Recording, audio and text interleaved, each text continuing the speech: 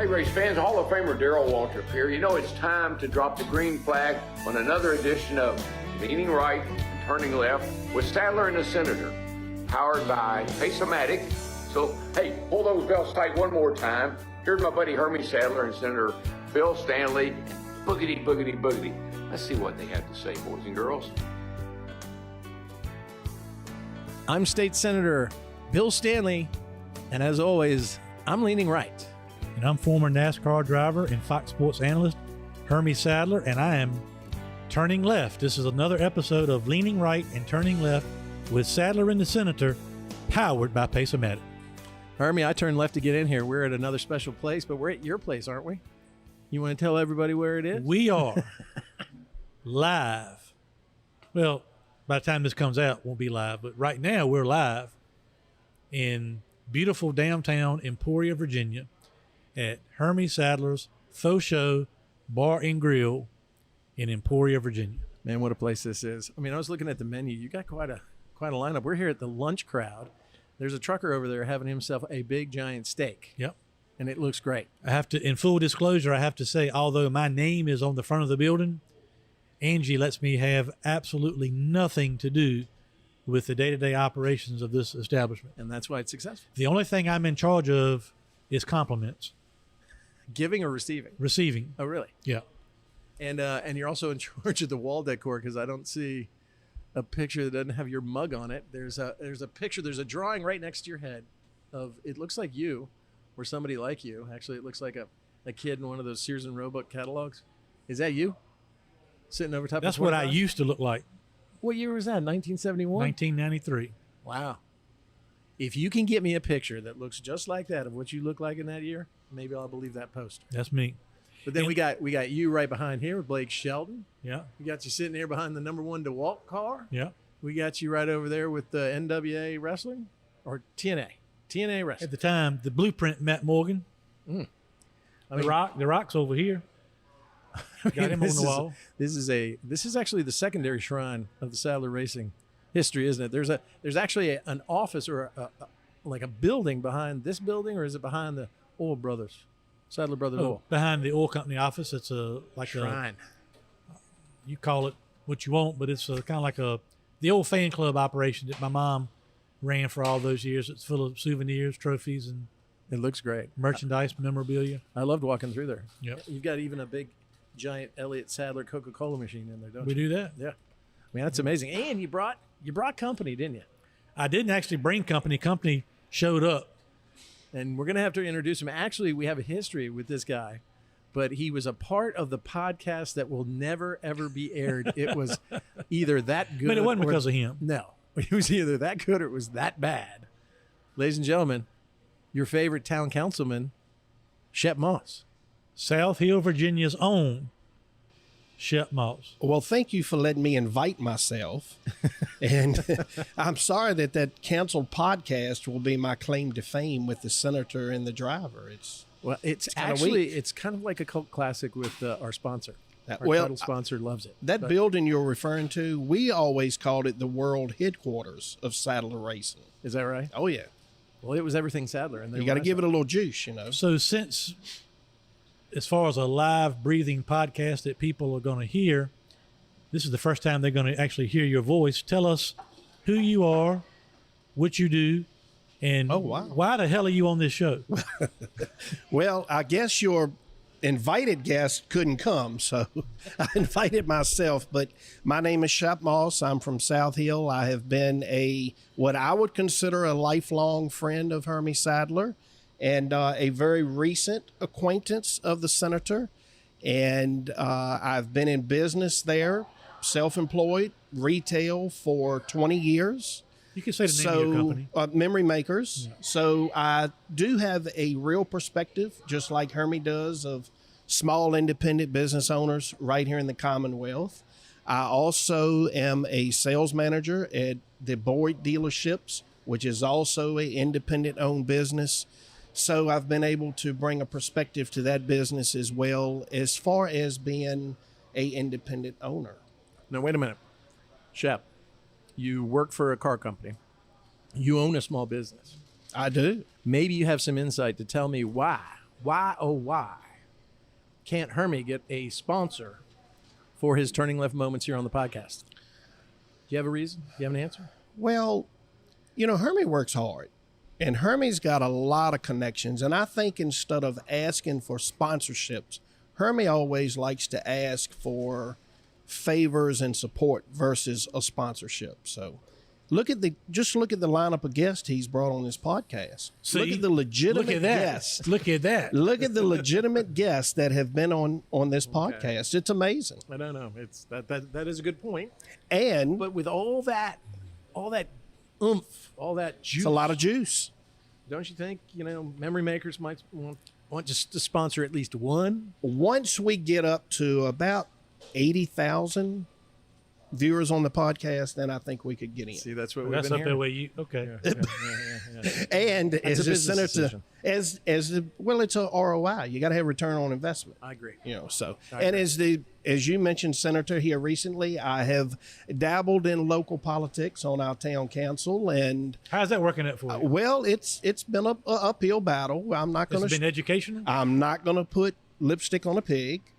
But I will tell you that my views seem to align very closely with yours as well as Hermie's.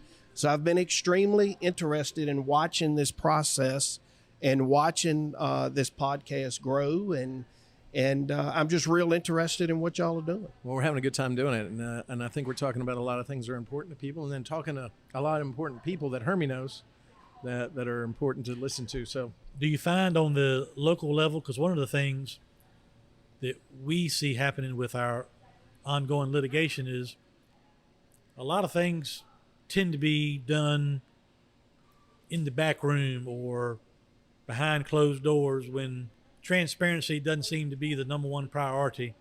Do you see that on the local level as well? Well, I definitely think with the more tenured council members, that there more conversations are held with those members.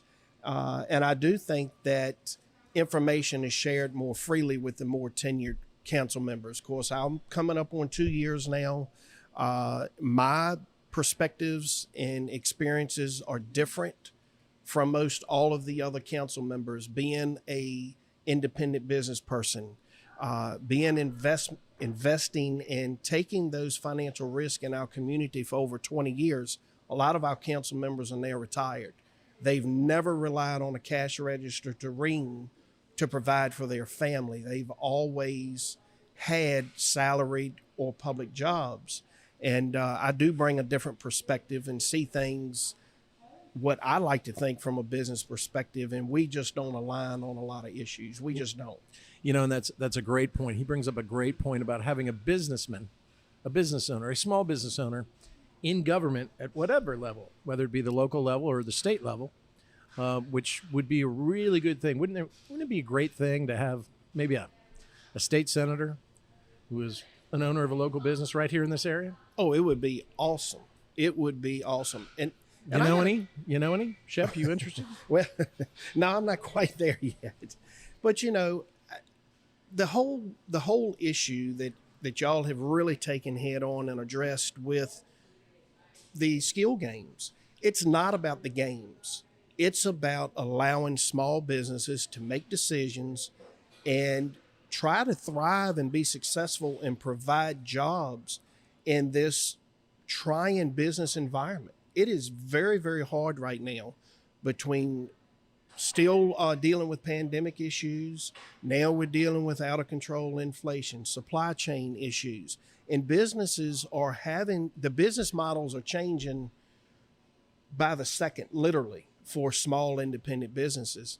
And to have this issue or source of income attacked by our own state government is mind-boggling to me. The state government should be doing everything possible to support our businesses here in the Commonwealth, especially our locally owned businesses here in the Commonwealth. We are the businesses that are providing jobs, paying taxes, providing services to the community.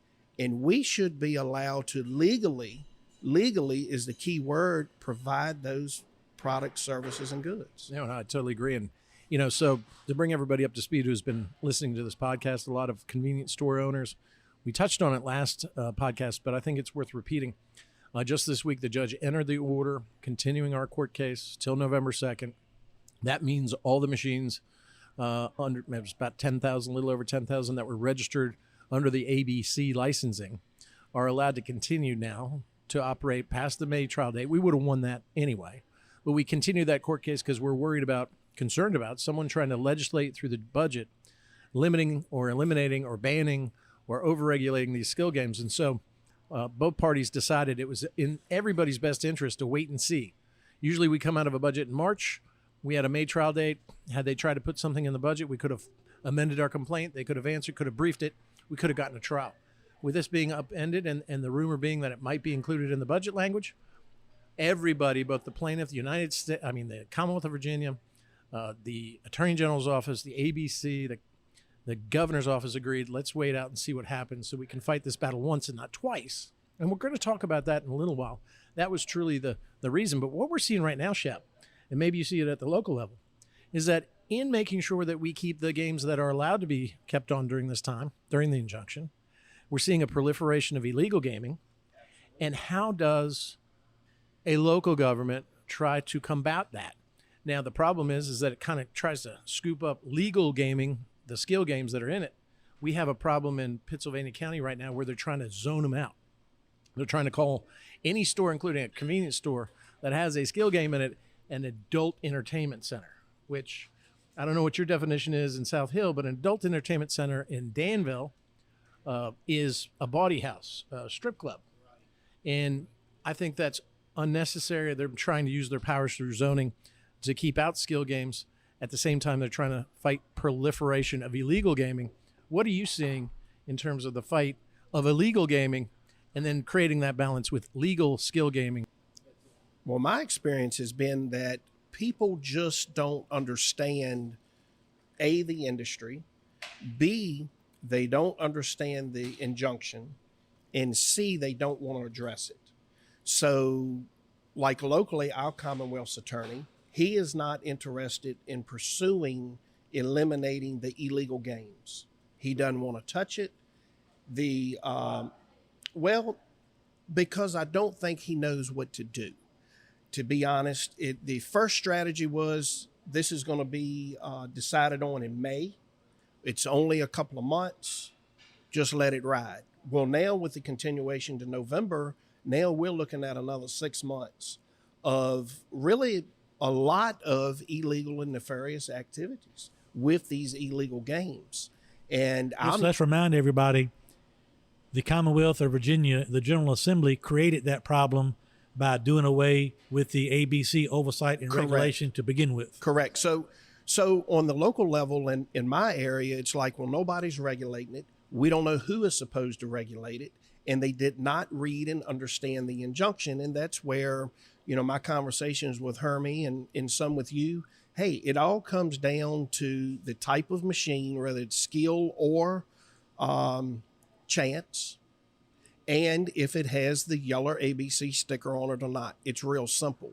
And my concern now as a local government official is, with this injunction extended 6 months, why as a community are we going to not use every tool possible to eliminate illegal activity in our community? Whether it's the illegal games, it's illegal drug use or sale, it could be prostitution, it could be child pornography, it could be any list of illegal activities you want to bring up. We know it is happening. Why are local governments and local law enforcement officials not addressing this issue? Well, and I think, we have had an illegal gambling law on the books forever. That doesn't change. Correct. So games of chance, video game terminals, slot machines, those are illegal, have always been illegal, still maintain they're illegal, except in perhaps the Rosie's area and the casino areas when those things are running. And I'm glad you touched on that, not to interrupt, but I don't think people know what a game of skill versus a game of chance is. I don't think that the people best way connect to with that. explain it, and the slot machine is a good in one. layman's terms, if you go to Atlantic City, or if you go to Las Vegas, Or if you go to one of the new proposed casinos when they come to Virginia, when you go to their slot machine, you put your quarter, nickel, dime, dollar, whatever in the machine, and you push the button or pull the handle, and you hope. That's a game of chance. The odds are predetermined, and the machine hits every so often. So the owners and operators of those machines know well in advance, all day, every day, what the payback on those machines are going to be, what's going back to the player, and what's coming to the house. It's predetermined. Games of skill that we have, like in truck stops, convenience stores, restaurants, it's been the center point of this whole fight For on behalf of small years, business. literally 30 years. Is a game where the outcome is based on the skill of the player. It can be a skill game like we've got at the truck stop next door, where you put your money in and there's different hand-eye coordination and interactive portions where you interact with the game to give yourself a better chance to win. It could be Pac-Man. It could be Galaga. It can be a crane Correct. game. It can be shooting basketball Shot at King's Dominion. Any of those things where the outcome is dependent largely on the skill of the player. Now, what would be an example of a illegal game of chance that the average person listening to this podcast might see in a location?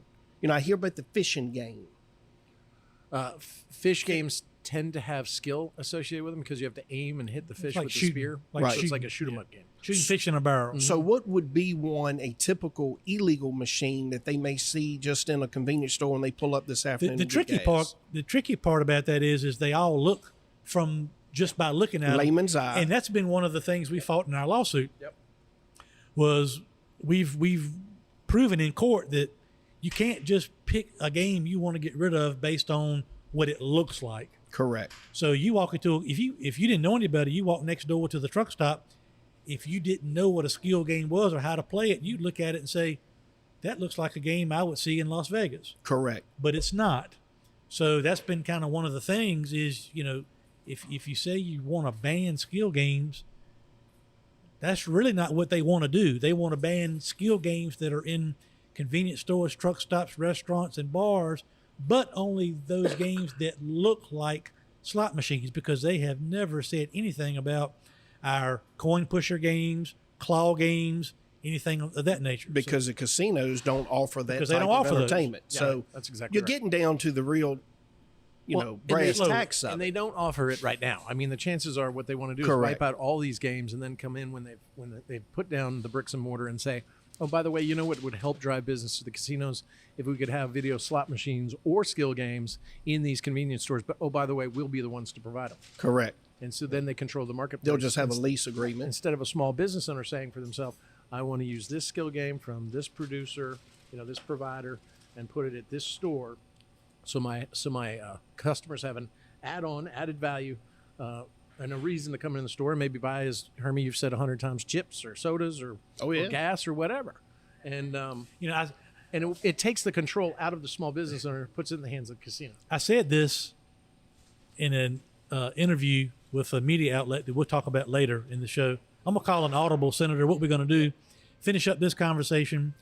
Then we're going to bring in our guest, Kenny Wallace. Amazing guest. Have him as our guest. And then we'll follow up after that with another segment and get to the leaning right and the turning left to close out the show. But I thought Shep was on here to be funny. And so far, he's all business. I made this comment to this person this morning about Rosie's in the casinos and how they've tried to, through lobbying the General Assembly, target these specific games. And I told this guy, I said, imagine being a part of an investment group that's willing to come. Let's just say there's a Rosie's coming to Emporia. They broke ground a couple of weeks ago. Imagine being an investor in a company that's confident enough to come to a place like Emporia and invest $15 million in a facility and infrastructure and talk about how many jobs we're going to create and how much revenue we're going to create. We're going to donate all this money to charity and do all that. But yet, at the same time, they're worried about 2 skill games at a convenience store on the other side of town. Right. It doesn't match. It doesn't match up. It doesn't match up. It just does not match up. So- But I think this conversation right here this goes back to why the local governments are not interested in addressing this is because I really don't think, although you do the weekly podcast, you've done I think a excellent job of public relations, but I don't think they understand what we just talked about, what the issue is and how to address And look, it. we all tend to stay away from things that we don't Absolutely. understand. Absolutely. You don't want to be Like as women. a Commonwealth attorney or as a law enforcement official, anybody. You don't want to try to have a conversation about something that you don't know enough about it to discuss it. And not to jump topics, but Senator, we mentioned this about a month ago, the exact same issue with marijuana sales in Virginia. It's coming up. This same type of issue is coming to local governments again. Yeah. And what I are we guess doing? in November. I guess it'll be on the ballots in November. and you might be able to exclude it from your area. You might not. So through That's- zoning, Yep, that could- may be there. That may not be there. That the final iteration of the marijuana legalization bill in Virginia has not been determined. so it would either be by right or by zoning. Correct. And it could be the same way with the Or, games. or a county could say we're not having any dispensaries or distributorships or anything like that. I don't know about the farming part. It's a 300 and some odd page bill. Right. It was a monster. It was terribly written. But at the same time, we're squeezing out the small farmer to grow it because we're only going to let the medicinal corporations. another small business. There you go So- again. And you know what? We get so drunk on, unfortunately, the money that is supposed to flow into the Commonwealth of Virginia. We go from saying we'll never have gambling, we'll never have riverboat gambling, and now we got riverboat gambling, or at least we have casino gambling. But then when you say, okay, we're going to bring it to Virginia, you're letting the outside sources, the out-of-state resources, take that money make that money in Virginia and take it right out of Virginia, and we're not allowing small business to be a part of it, or small farmer in the marijuana instance. So we have created quite a mess in the last 2 years in the General Assembly, and it's on us to figure it out. But we love to kick that can down the road as long as we can. We can have this discussion for days and days and days. We will come back after our guest Kenny Wallace and have another in-depth discussion about this. Also get to our leaning right and turning left moments for the week. But next up, Senator Shep, one of my all-time favorite people is our guest, one of NASCAR's all-time greats behind the wheel, behind the mic, and all things in between. Trust me, he'll have plenty to say He's still behind the wheel. when we get him He's still driving. on the Still show. So we'll be back. This is Leaning Right and Turning Left with Sadler and the Senator, powered by Pace-O-Matic. Stay tuned. We'll be right back with our guest, the one, the only, Kenny Wallace. Kenny. Are you feeling stuck making minimum payments on your credit card debt? SaveWithConrad.com can help, and you don't need perfect credit or money out of your pocket to do this. NMLS number 65084, equal housing lender. Oh, and did I mention no house payments for 2 months? Get rid of your credit card debt and lower your monthly payments right now at SaveWithConrad.com. Hi, folks. This is Hermie Sadler. Thanks for listening to our all-new podcast, Leaning Right and Turning Left with Sadler and the Senator. I hope you are enjoying the show as much as Senator Stanley and I enjoy bringing it to you. Whether you're a family traveling together or a truck driver hauling freight up and down the highway, I hope you will take the time to visit one of our Sadler Travel Plaza locations in Virginia and North Carolina. Sadler Travel Plaza locations are licensed dealer locations for Pilot Travel Centers, and we also carry Shell Motiva petroleum products for our four-wheel friends. We pride ourselves on providing one-stop shopping for service, food, and entertainment. Our food options include Five Guys Burgers and Fries, Quiznos, Dairy Queen, Hermie Sadler's Faux Show Bar and Grill, Victory Lane Restaurant, Hunt Brothers Pizza, Dunkin' Donuts, and much, much more. Our locations include Sadler Travel Plaza in South Hill, located off I-85 at exit 12. The Sadler Travel Plaza of Emporia, which is conveniently located on exit 11B off I-95, and Sadler Travel Plaza on Highway 58 in Suffolk. We also have our North Carolina location, Sadler Travel Plaza in Dunn, North Carolina. That's exit 75 off I-95. We appreciate all of our customers, and Bill and I appreciate you listening to Leaning Right and Turning Left with Sadler and the Senator, powered by Pace-O-Matic. And we're back. I'm Virginia State Senator Bill Stanley, and I'm always leaning right. And I'm former NASCAR driver and Fox Sports analyst Hermie Sadler, and I am Turning Left. This is Leaning Right and Turning Left with Sadler and the Senator, powered by Pace-O-Matic from Faux Show Bar and Grill in Emporia, Virginia. A wonderful restaurant. Great food, actually. I've had everything fried so far, and it's great. So the Senator and I are on. We've also got Shep Moss, buddy of mine, small business owner and member of town council in South Hill, Virginia. And our guest is, I guess a good way to say it is one of a kind. Where is the drum roll for this one?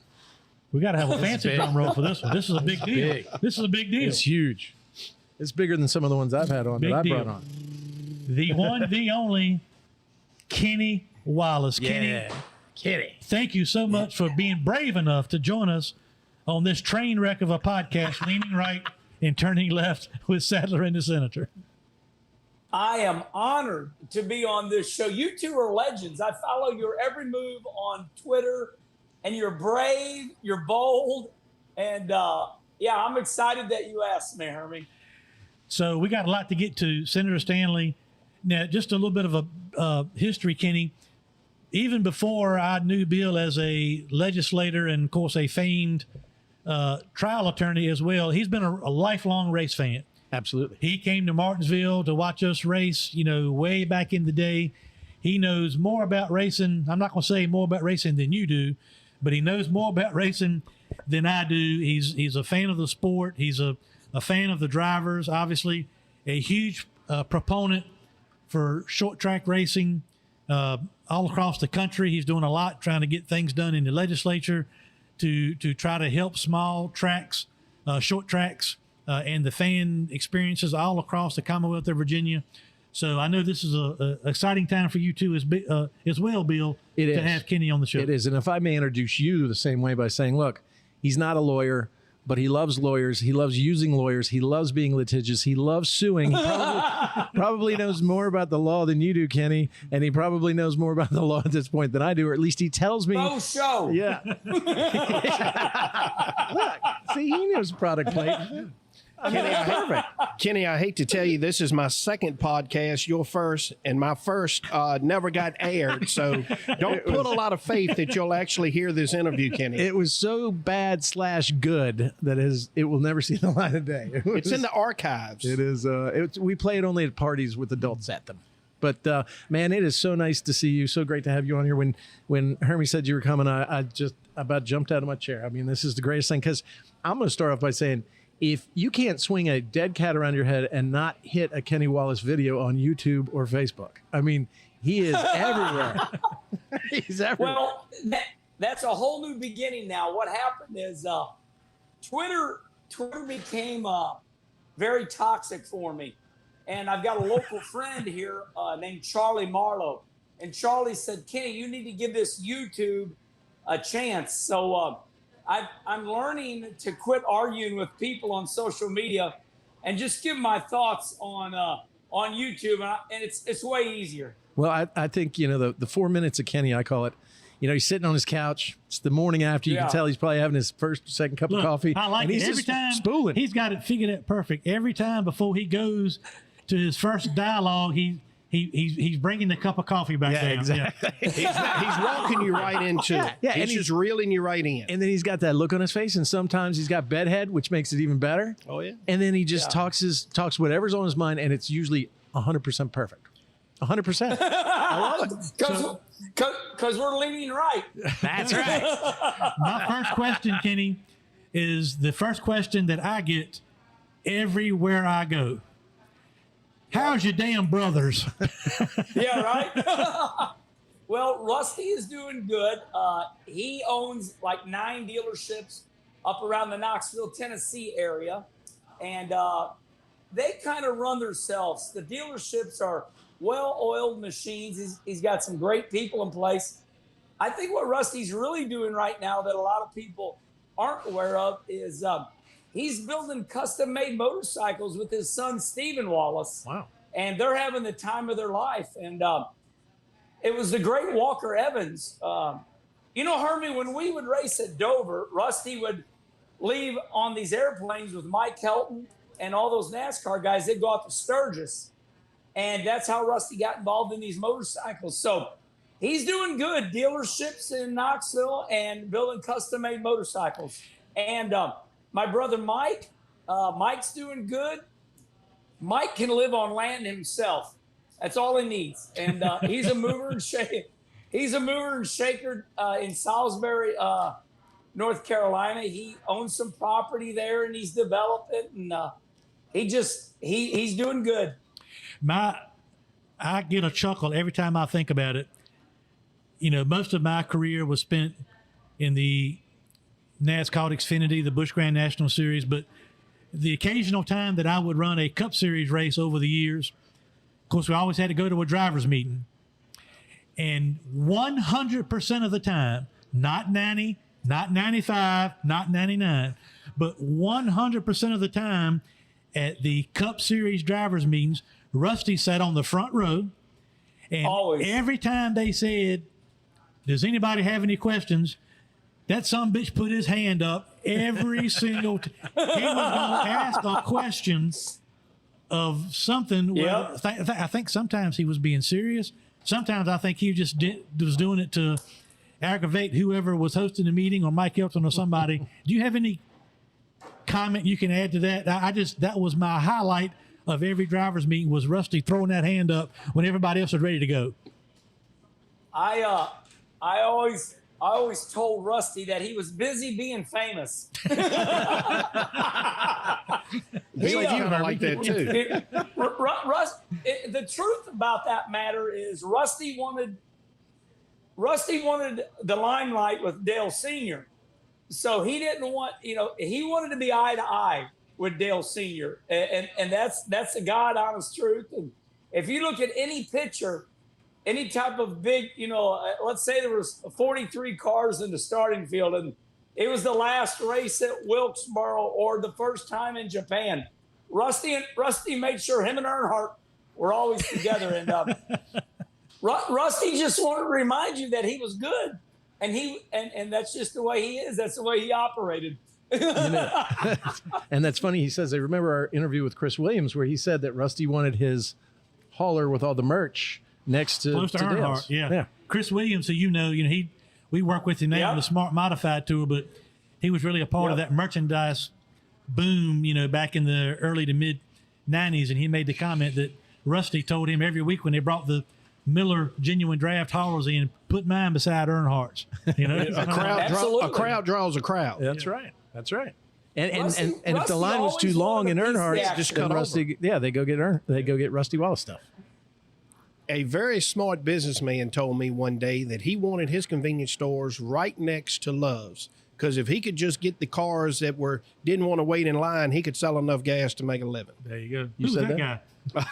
That was you. I think he had a senior in front of his name. Oh, Herman Senior. Oh yeah. Now wait a minute. Now I have a question that just brought up. Now your dad is named Herman, right? Which you then have the name Hermie. I'm Herman the third. It took him 3 times to get it right. So I guess at a young age you became Hermie, right? Since I can remember, since birth. Okay. So I'm trying to figure this out, and it's ever been, because look, I've watched you on Speed, I've watched you on Fox. I just love watching you on TV racing or talking, but they would call you, Kenny, Herman. Yes. Yeah. Now, Let me show you why. Hold on. Okay. Let me grab it. We just turned left. Herman the German was a medieval warrior.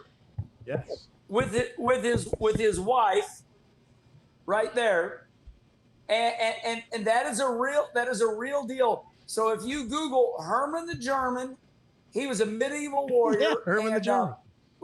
When my dad raced, he was Dad was always winning. And they did not like us. Actually, they hated us. And I was always defending my dad. And so some big German man named Bob Miller nicknamed me Herman the German. And because I guess I reminded him of Herman the German.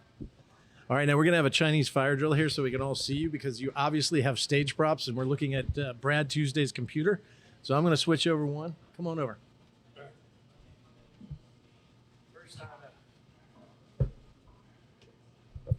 Almost a Chinese stoplight. Almost. Dude, that sucked. I love this. That sucked. You know, when we were kids, they had a thing called Chinese fire drill, where we'd come to a park at the stoplight, and we'd all get out of the car and run around and then get back in. That's what you all just did. Yeah. Well, we tried it. Well, we've held up traffic on this one. Now everybody can see it because you've got visual aids behind you. So you were named Herman the German, and that just stuck all through racing and everything? Yes, that's Herman. That's Herman the German. Was a medieval warrior, and that's his wife. And yes, so a guy named Bob Miller nicknamed me Herman the German. He was a big 6'6" German man, had a crew cut, and I was always in trouble. I was very unruly, and he nicknamed me Herman the German. Well, there you go, and it stuck, just like you, Herman. Yep, and then it became Herman, and then Herminator. So you were talking. Your dad Russ was a very successful race car driver. You know, I'm of course besties with Hermie over here, and I've heard a lot about Herman the Second or Herman Jr. Yeah. And his love for racing and how the kids got that love. I mean, is that just growing up around racing? That's how all three brothers got involved? Yeah, exactly. My dad was a rebel. From mom's still alive, living down there in Mooresville. And we lost my dad, Russ, October 30th, 2011. But Mom will tell the story that, Dad rode a Harley Davidson in the city of St. Louis and always put my mom on the back. Dad said he would always slam on the brakes so he could feel my mom's boobs. I wonder if he made that bumper sticker, Hey, no wonder Rusty's making motorcycles right now. Yeah, right. Has he got one that gets that kind of result? Yeah, but Dad was a rebel, you know what I mean, Harley rider, but a good soul, not mean, had to survive in the city of St. Louis, so learned what it took, and just had a good friend, which was a guy named Orwell Herzog, and he said, let's go to the races, and that's how it started. And I just got lucky. I was born into a race. My dad raced for a hobby, and I would say my dad was the Ralph Earnhardt of the St. Louis area. Dad won a lot of races. Now, my dad was from Hannibal, Missouri. He was born and raised in Hannibal, Missouri. Yeah, right up the way. That's big. I raced there, up in that area a lot. About 15 miles from Hannibal is a little town called Quincy. Yeah. Quincy, Illinois. Oh, yeah. And I raced there. I raced there on Sundays. And you crossed the Iron Bridge to get there. Yeah. You got it. Hannibal's very famous. Hannibal's a great place, of course, hometown of Mark Twain and my father. And then, of course, my cousins still live there, Marty Niehoff there, Christy Niehoff there. And used to spend every summer, we would drive the family truckster. You were describing the station wagon. Chevy Chase Metallic P family truckster. Right, with the back seat facing backwards, so you would be, car sick within the first 20 minutes, and then you got over it. And we would come from Virginia all the way to Missouri, cross through Quincy, and then spend 2 weeks in the hottest place on earth, Hannibal, Missouri, in the midsummer. I mean, they would sit there at a park. We go eat and picnic at a park, and this, it'd be 98 degrees, and a breeze would come, and it felt like a damn, blow dryer in your face. And my grandma would go, "Ooh, feel the breeze." So. Well, you had, and it's your town, but just another part of that hot equation, you have the Mississippi River, right? Yes. I mean, right there. Hannibal is on the Mississippi River, so yeah, that's a big old river. That's wide. Yeah, and it's got a lot of flies, mosquitoes, and but fishing was great. Just couldn't eat them, but you could catch some big catfish. Kenny, you and I raced in what I thought and still think is just the greatest era of NASCAR racing. The showing up at Bristol for 150,000 people, not necessarily to come see us necessarily, but the sport, the trajectory it was on at the time. And then obviously we went through a little bit of a lull as far as the times and the fans and all that. And I'm curious to know, as we sit here in May of 2022, your overall assessment of what you see in NASCAR racing now. The product, the new car, the drivers, what's good and what needs to be better in NASCAR in the eyes of Kenny Wallace? Well, you're 100% correct. You and I were very lucky individuals. We came into NASCAR at the perfect time. I tell people that all the time, Hermie, how lucky you and I were. We came into NASCAR. I came in 89. Well, 84, I was a crew chief in the Cup Series. And then I went back to St. Louis to learn how to race. So November of 88, I moved down there with you all. And I think just a couple of years later, it just exploded. And, you know, we were part of that rise. And then I like to say that you and I got out at the right time as race car drivers. You know, there was a big societal shift in America with the invention of the cell phone. Everything changed, you know, everything changed. And then NASCAR made some bad decisions. They forgot about, you know, sold out 60,000 people at Rockingham or, you know, Wilkesboro, and they left everybody. And I talked to Marcus Smith about this, you know, Bruton Smith's son, who's now running SMI. And he said, Kenny, you know why we did that? He says, we left those places because we felt like we needed a bigger arrangement to serve more race fans. But then the races got bad because the tracks were too big. And then all our country Western people, you know, our Southern people, they felt betrayed. And they left in hundreds of thousands. They left in droves. So, you know, Steve Phelps came on Sirius XM about 2 years ago and said, look, we made the mistake. We're trying to fix it. And it's just very simple. They left what got them there. They should have kept Rockingham. They should have kept Wilkesboro. Here, look, in baseball, they got Wrigley Field. They kept the field, and I've been there. They've made it better. They didn't get rid of it. They don't get rid of Fenway. They don't get a Wrigley. They got rid of two of the most legendary tracks on the circuit. And, you know, they left their roots. That's all there is to it. And they didn't know that the people would rebel that bad. And then the other thing was that, you know, if you remember that whole saga where if you went to Texas, they made all the fans buy Friday, Saturday, Sunday tickets, Hermie. Instead of just, you know, the fans just wanted to go on Sunday. It got super expensive. And so now they're crawling their way back. I will say that they're you know, after 15 years of complete misery with the invention of Twitter and everybody just trashing them and beating them up for 15 years, I say we're on the road to recovery right now.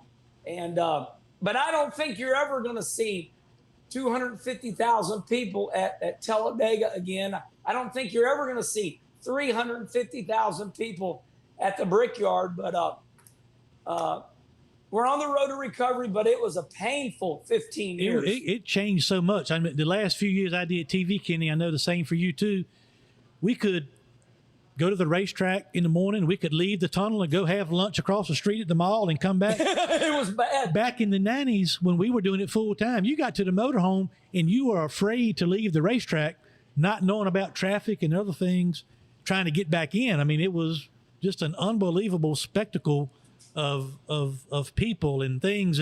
But you know, but Kenny's, and you never had a problem with this, obviously, but a lot of times when I talk to people now, one of the first things, of course, you say this a lot, and I mean it, and I believe it to be true. Some people just want to bitch. They just want to have something to complain about and get on Twitter, and they think somebody's listening. But one of the things that always comes up in people's conversations with me is, what happened to all the personalities with the drivers? Where are all the personalities? So, you know, you were one. I give Rusty one. My brother had an extended career, in my opinion, not only because he was good on the track, but he was great with sponsors and fans and all that. And we just don't see as much. You know, Tony Stewart's gone. You know, that who's going to be the next driver outside of Kyle Busch maybe that can step up and have a big enough personality to reach not the hardcore fan, but the mainstream people and try to continue to bring them to our sport? So you're going to give me 2 minutes here. All right. Hermie, do you remember the Janet Jackson, Justin Timberlake Nipplegate at the Super Bowl? Remember that? Oh, I do. He's I got think about it every Okay. day. I've Hermie has forgotten it it down. since. Hermie has that okay. downloaded on his phone. That's when the what was it, FCC got involved. Okay, so that very moment, Hermie, the next week we went to, and I can't believe nobody brings this up. It is exactly what happened. We go to Rockingham, and NASCAR holds a big meeting with all of us drivers, and they told us that if any of us drivers in NASCAR are caught cussing or doing anything wrong, the drivers are going to pay the fine. And that was all because of that Super Bowl deal. That Super Bowl deal changed the trajectory of all of us having fun on national TV. Then, Dale Jr. got fined for using the SHIT word. He got fined at Talladega. Rusty obviously would get fined. And what happened, Hermie, was everybody was afraid. The sponsors want to serve 100% of the people. They don't want to serve 50% of the people. Now, everybody is scared, and now they've got used to it. And now what we got is people that are just scared. You've seen, Harvick has pretty much left Twitter. I mean, he stalks everybody. Tony Stewart's peeled out. He finally found love. And love found my him. God, I'm so happy. Whatever, I'm happy for him because he's a much better person now. Tony came to Bike Week at Daytona, and he was a load of fun. Kenny, Hermie, before you get to that, are you trying to tell me that one nipple caused all that trouble? yes. Just think what it would have been if it's two. So. Oh, two nipples. Jesus. One We'd all be nipple. wearing And them burkas. and let me tell you how right I am. I got Sirius XM in my truck, and I was listening to Howard Stern, and he brought it up himself. That's the day the music died, and it amazes me that nobody, Howard Stern remembers it. And I remember NASCAR having that big meeting. And from that day on, corporate America made their drivers aware that if they mess up, it's so stale. Thank God for Joey Logano wanting to wreck everybody right now. Hermie, let me mention this because I think this goes back to what Kenny's talking about. Two things in the 90s that were exploding were racing and wrestling. And, wrestling, which you can correlate with, has gone through a lot of the same changes that NASCAR has. Back in the 90s, you had the Attitude Era. You had Stone Cold. You had The Rock. You had all these big rivalries that made people tune in, and it was cool to watch Monday Night Raw. Well, a lot of those personalities have gone on to other careers or retired. Very similar to NASCAR. It wasn't cool to watch it anymore.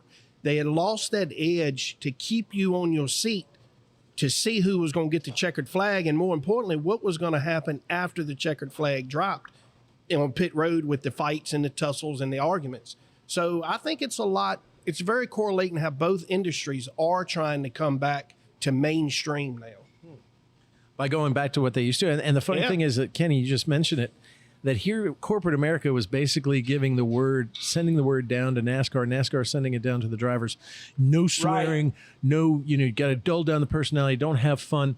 And yet, if you think about their advertising strategies, especially recently in the last 10 years, they're some of the most provocative, envelope pushing stuff. But you can't have fun. But by the way, that's reserved only for us. I mean, that's corporate America for you. Well, Hermie ran a promotion. Then it got to where you couldn't have blood. You couldn't have the profanity. You couldn't have in wrestling. the skimpy outfits with the girls. Everything got tamed down. Which was the ultimate deal breaker. And that's when we shut it down. Hey, UWF shut down when that happened. But, again, it goes to trying to please 100% of the viewership instead of dancing with the one that brought you to the dance. Well, and I think, Kenny, you said this again.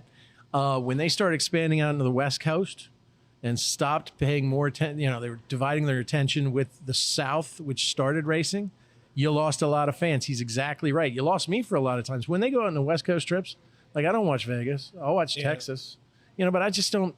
They're just not as fun. They're not historical. They're not what you grew up watching. And now everything's corporatized as well, sanitized as well, as now Kenny's saying. And I think that's what they got to come back from. So they need some Ty Gibbs wanting to throw a 1-2 combo in the pits during Xfinity race. Absolutely. Yeah, well, it's like Leonard Skinner is real popular on the East Coast, not so much on the West Coast. Kenny, you and Bill's got 17 pages worth of questions to ask you, so I'm going to get mine in. I do. We had a debate here on this show a couple weeks ago between Bill and I and Jonathan Brown, who's our weekly driver on our open wheel modified in the Smart Tour.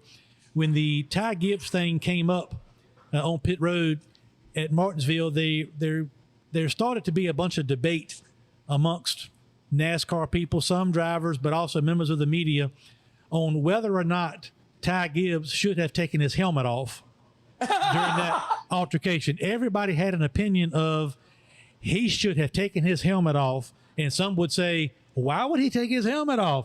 Where does Kenny Wallace sit on Helmet Gate? Just exactly what you just said. I don't know what the hell's going on there. I was born in 1963. You were an idiot if you took your helmet off, because then you would get hit. We grew up. Listen, we're St. Louis, Missouri. We don't fight fair. Okay, right. We don't. There's no such thing as fair fighting. We're gonna get our lick in, and then we're gonna run. You're gonna chase us down, but. The way I looked at it, I watched that replay over and over. You can see, Ty, once he knows he's in this argument, he reaches up, he's trying to take his helmet off, and all hell broke loose, and he couldn't get his helmet off. I'm under the circumstances that I'm going to enjoy the show. Nothing's fair. Nothing, it's not laid out.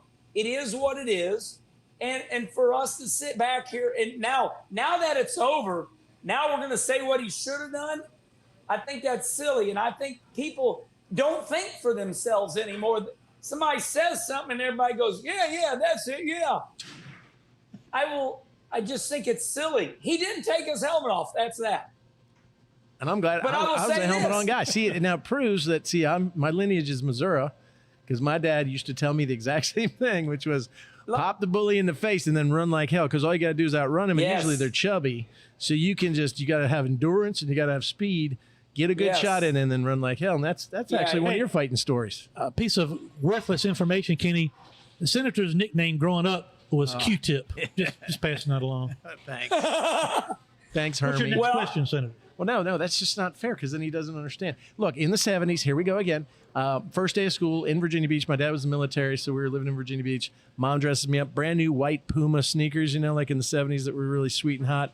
Baby blue Levi corduroy pants. I looked sweet in those things too, even as, just a little kid, little 8, 9, 10-year-old. Azad, baby medium blue shirt. And in the 70s, Kenny, I had an afro. Everybody had long hair when my dad was on deployment. We all did. Yeah, but mine grew out. So it was a big giant white afro.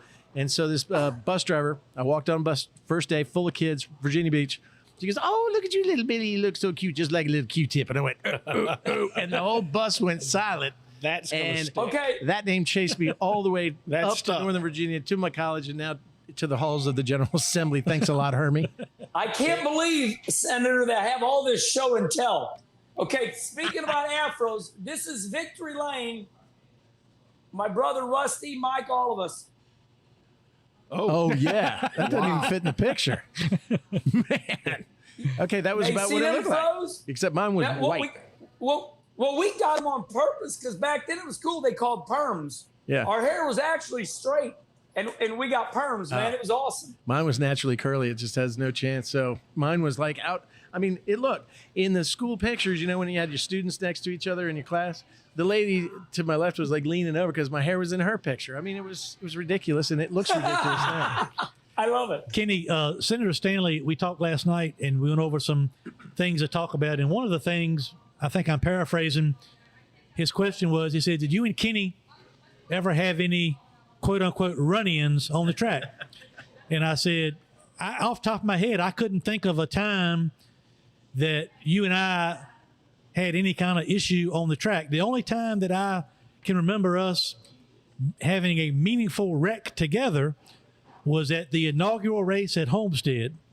And I guess that was 1995. And Kenny, I'm humble enough to say, and confident enough in my own self to say, you went on and had a much more productive career on the track than I did. But No. when I look back at races and say, how would things be different if that race outcome would have been different? So you and I want to get you and I have never had a crossword about anything that I can ever remember. And you and I have talked just briefly about this, but what I remember about the inaugural race at Homestead was, I remember John Monson, that was his first weekend helping me. He came to help me the last weekend of that season in preparation for the following season. There was also the first weekend that I ever ran an Olin shock on my car. Harry Reid came in and worked with us to get Olin shocks on my car. And I remember Chris Rice, who you know Chris as well. He was a crew chief of yours for many years. And I know y'all are close. He came along. He was helping me and spotting for me that weekend. We laid down in the hotel room the night before the race and said, I think we had qualified 7th. We said, if things go our way, we got a good enough car long run. We'll have a shot. The middle part of the race, I don't remember a whole lot, but I remember, I think Larry Pearson got sick or got overheated as a driver during the course of that race. And he came in the middle part of the race and got out of the car and took a shower, maybe changed clothes, got a hot dog and a hamburger, IV in the whatever, and then came back, got back in his car in the later stages of the race. And there was a caution late. I think Larry came in and got tires, got back in the car, and there was maybe 5 or 6 of us that had stayed on the track.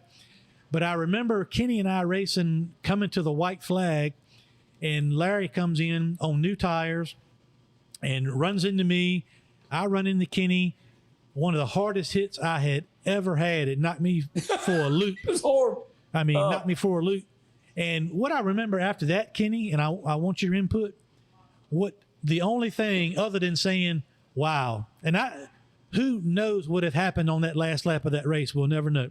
But that's about the only race that I'd say, how could that have changed things for me winning the inaugural race at that racetrack? But the only thing that still burns me up to this day is that not only did Larry Pearson never show any remorse, any apology, when I went and finally and talked to him about it, it was my fault that we had wrecked. And Old school. what do you remember from that day leading up to that? I mean, that was a bomb of a wreck. I mean, I've never hit something so hard. Yeah. But there was no safer barriers back in those days. So I remember that race clearly. I had a really fast car and a bad pit crew. And we had led the whole race. And at the very end, everybody pitted except me. And I was afraid to pit because I knew I'd lose the lead. So it was basically my fault. And I remember on a restart going through turn 1, but I had slipped up a little bit in turn 2, and you got underneath of me. And we were going to race for the win. And I remember exactly what you just said. I remember we were going down into turn 3. And remember, that track was shaped just like Indianapolis Motor Speedway. Yep. It was shaped like a shoebox. Yeah. And you're right. I mean, Larry hit the hell out of you. And you're right. That was probably the second hardest hit of my life. And I cried. I literally cried when we got in the airplane to come home. I mean, it destroyed that car. I had to throw the car away. Yeah. And luckily we didn't get hurt bad. But it was at the time, it was a devastating blow to me, because at that time, if you won back then, let's be clear, Hermie, if you won a Busch Grand National race back then, you was almost as equal as a Cup guy. That's right. Now when you win an Xfinity race, it's like it never even happened. Yeah. I don't know what happened there. But I know back then the Cup guys raced with us a lot, and you and I would have to outrun Earnhardt and Harry Gant. And, Look, I know when we wrecked at Homestead that time, and I'm exaggerating a little bit, but you and I had both wobbled out of our cars and talked to each other before Dale Jarrett even got to us, and he ended up winning the race. You know what? You took the words right out of my mouth. How come I cannot be running fourth and win the damn race? But look, to to answer Bill's question, far as I know, Kenny, even back when we started, when I had my best years driving the Virginia's for Lovers car, we ran, we were up in points together a lot. I don't ever remember a time that you mistreated me or raced me dirty or did anything, whatever. So I don't think he and I have any kind of beef whatsoever. But my question to you is there anybody from that mid-'90s era that really got under your skin to a point where it still bothers you? No, because I guess I learned right away from Jack Ingram, Tommy Ellis, Tommy Houston, Harry Gant. We raced on a lot of bull rings back then, Hermie. And if you got moved, that meant you were in the way. And hell, I spent more time trying to save my car from being moved out of the way. Back then in South Boston, if you remember, if we just got our right front to that person's quarter panel, you had to stay in it because passing was a premium back then. We raced so hard back then that, and we put on a hell of a show. And actually, in a weird way, that's another thing that went wrong with NASCAR is we put on shows back then. We were beating and banging, and it was good racing, but it was hardcore, and we grew up tough, One of the I will have to say, he probably won't remember it, but I did have a unpleasant altercation with your brother, Mike, one time. My first trip to Watkins Glen, I was driving to the 25 Virginia's for Lovers with Bobby King, and I legit overdrove turn one, that downhill turn one on the final lap, or maybe the white flag lap. And we were only racing for fifth or sixth or something. But, I got in there too hot, wheel hopped and hit Mike. I think he was driving the 9 back in those days. And I came around and finished, and I was a rookie, and he was a veteran. And I'm going to tell you what, he stormed in my holler and came up in there. And I don't mind telling you, scared the shit out of me. He was, he had the eyes and all that, but, he told me what he thought, and he was exactly right. And I stood there and took it. But over the course of time. We now call that Angie, by the way. Yeah, exactly. My wife does that. But he was exactly right. Should have been mad, but, even moving on from that, all the Wallaces, I remember going to the Milwaukee Mile my rookie year, 93, for that race up there, which I always loved going to that racetrack. And Rusty ran that one of those Busch Grand National races that we were in up there, maybe 93 or 94. And I just remember looking at the entry list going like, oh man, Rusty Wallace, this is going to be terrible. He's going to kill us, but he always accepted us and talked to us and made everybody feel welcome and nurtured the younger drivers as they were coming along. So I look back now and have nothing but fond memories of all my experiences with the Wallaces. And I hope you can say the same thing about the Sadlers. Oh, my God, 100%. Hermie, you're building us up too big. I admire you guys beyond belief. This is not a love fest, but no, I thoroughly, Mike, I had a wonderful career in the NASCAR Busch Series. My career went bad, and it became miserable for me when I went to the Cup Series. Somehow I wish I could just blank my Cup career out. But the Xfinity Series, which that was awesome. That was the time of my life. Well, let me, you bring that up about Mike. Was there ever a time where you got to run a race against both your brothers, all three Wallaces on the same track? I mean, that would be a rarity, if not the only time it would have happened. Yeah, I remember the first one because they made a little trading card out of it. It was actually Phoenix, Arizona. It was a Cup race, and all three of us were in the same time. But after that, it became a little more regular. Obviously, incredibly proud of my brother. I've answered this question over and over. I love my brothers immensely. There was never a sibling rivalry. Rusty was damn good, and he's the alpha male. And we just wanted to do what our dad was doing. But my dad was a great race car driver. Then Rusty come along, and it's no different than Ken Griffey Jr. or Ken Griffey Sr. Or the Andretti's or the Unsers. Whatever your dad does, you just, hey, I want to do that. And I love my brothers. We get along great. We get along even better now. But there is truth to competition will kill you. Just those 3 words: competition will kill you. Competition will kill. 4 words. Maybe he was counting dineros on Mexican. I'm not sure Spanish, huh? No, that's inflation. Yeah, that's true. That 3 is words now inflation. become 4 words. That's the value. Hey, Kenny, you'll be happy. Yeah. You'll be happy to know. I can read through the lines on your social media stuff that Senator Stanley is a staunch conservative, and Yes. so I'd like for y'all before I know you got to get going, but just curious, share with Bill kind of your overall stance on that you share a lot on social media about what's going on in our country, inflation and other issues that you see, and how you've chosen to handle it, but also while at the same time trying to wake people up and get them to notice exactly what's going on. Great question. I'm glad you asked. I'm scared to death for America right now. I feel like Elon Musk put a meme on Twitter about 2 weeks ago that was totally accurate. Back in our day, a Democrat was somebody just wanting to give people that don't work money. And we argued about it. Nowadays, you got a group of people that want to change what made America so great.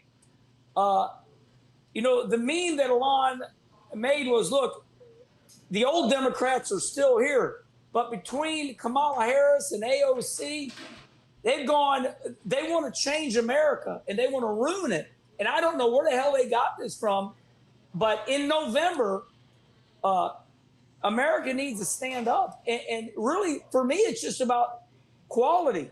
Our forefathers made these rules, and there's a reason that everybody on planet global Earth, everybody wants to come here.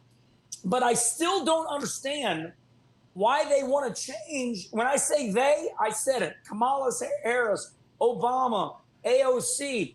Why do they want to change the greatest country on earth when we love it? It is mind-boggling what's going on right now. And in November, we better wipe them out. It should be 90-10, 90% Republican, 10% Democrat. It's a tragedy what's going on, and it's devastating to me, and it makes me mad. Yeah, and I'm with you on it naturally, but I've always said it's kind of like we're being punished for our past, but our past, as imperfect as it was, reflected the times, and yet look at how far we've come.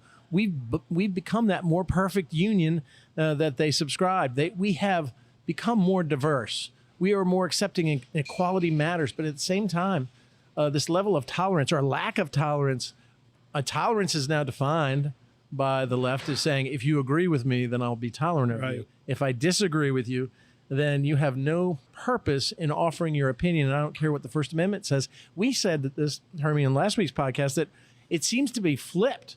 It used to be the Democrats in the 60s and the 70s were all about, the little guy and the amendments to the Constitution.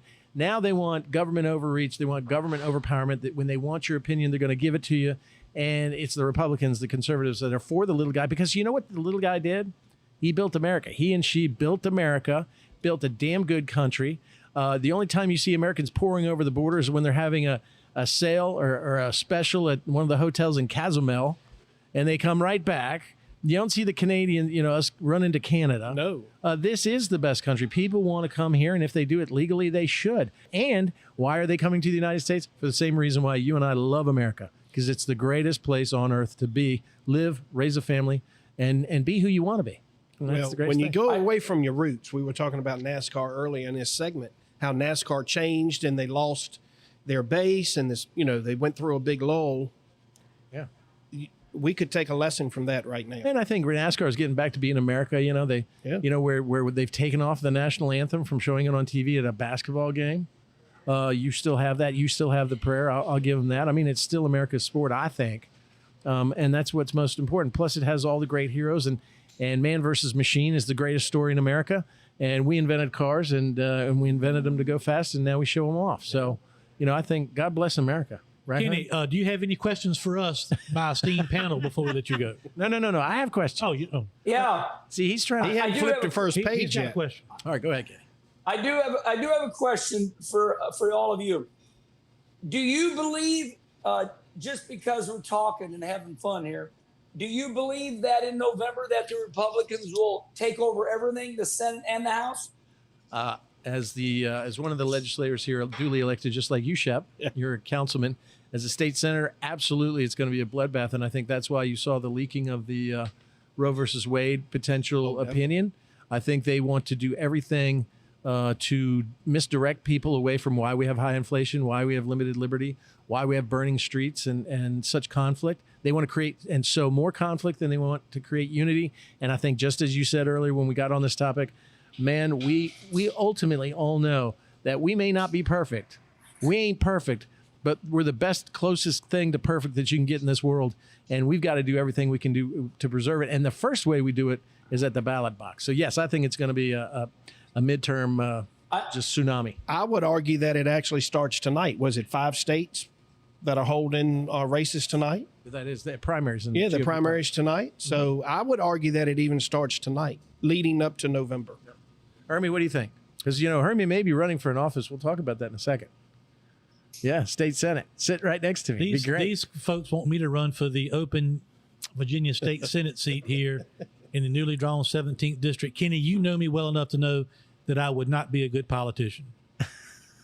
No, we lose our mind. We'd be like Trump. We'd tell him the way it is. But we need that. We That absolutely would be need a sponsorship. Yeah. See, there you go. So all right. So I wrote down questions, and I made the mistake of sending them to Hermie because we usually just do it. You get one more question because I told him 30 minutes, and we've been on for 50 minutes. Oh, yeah. Come on, man.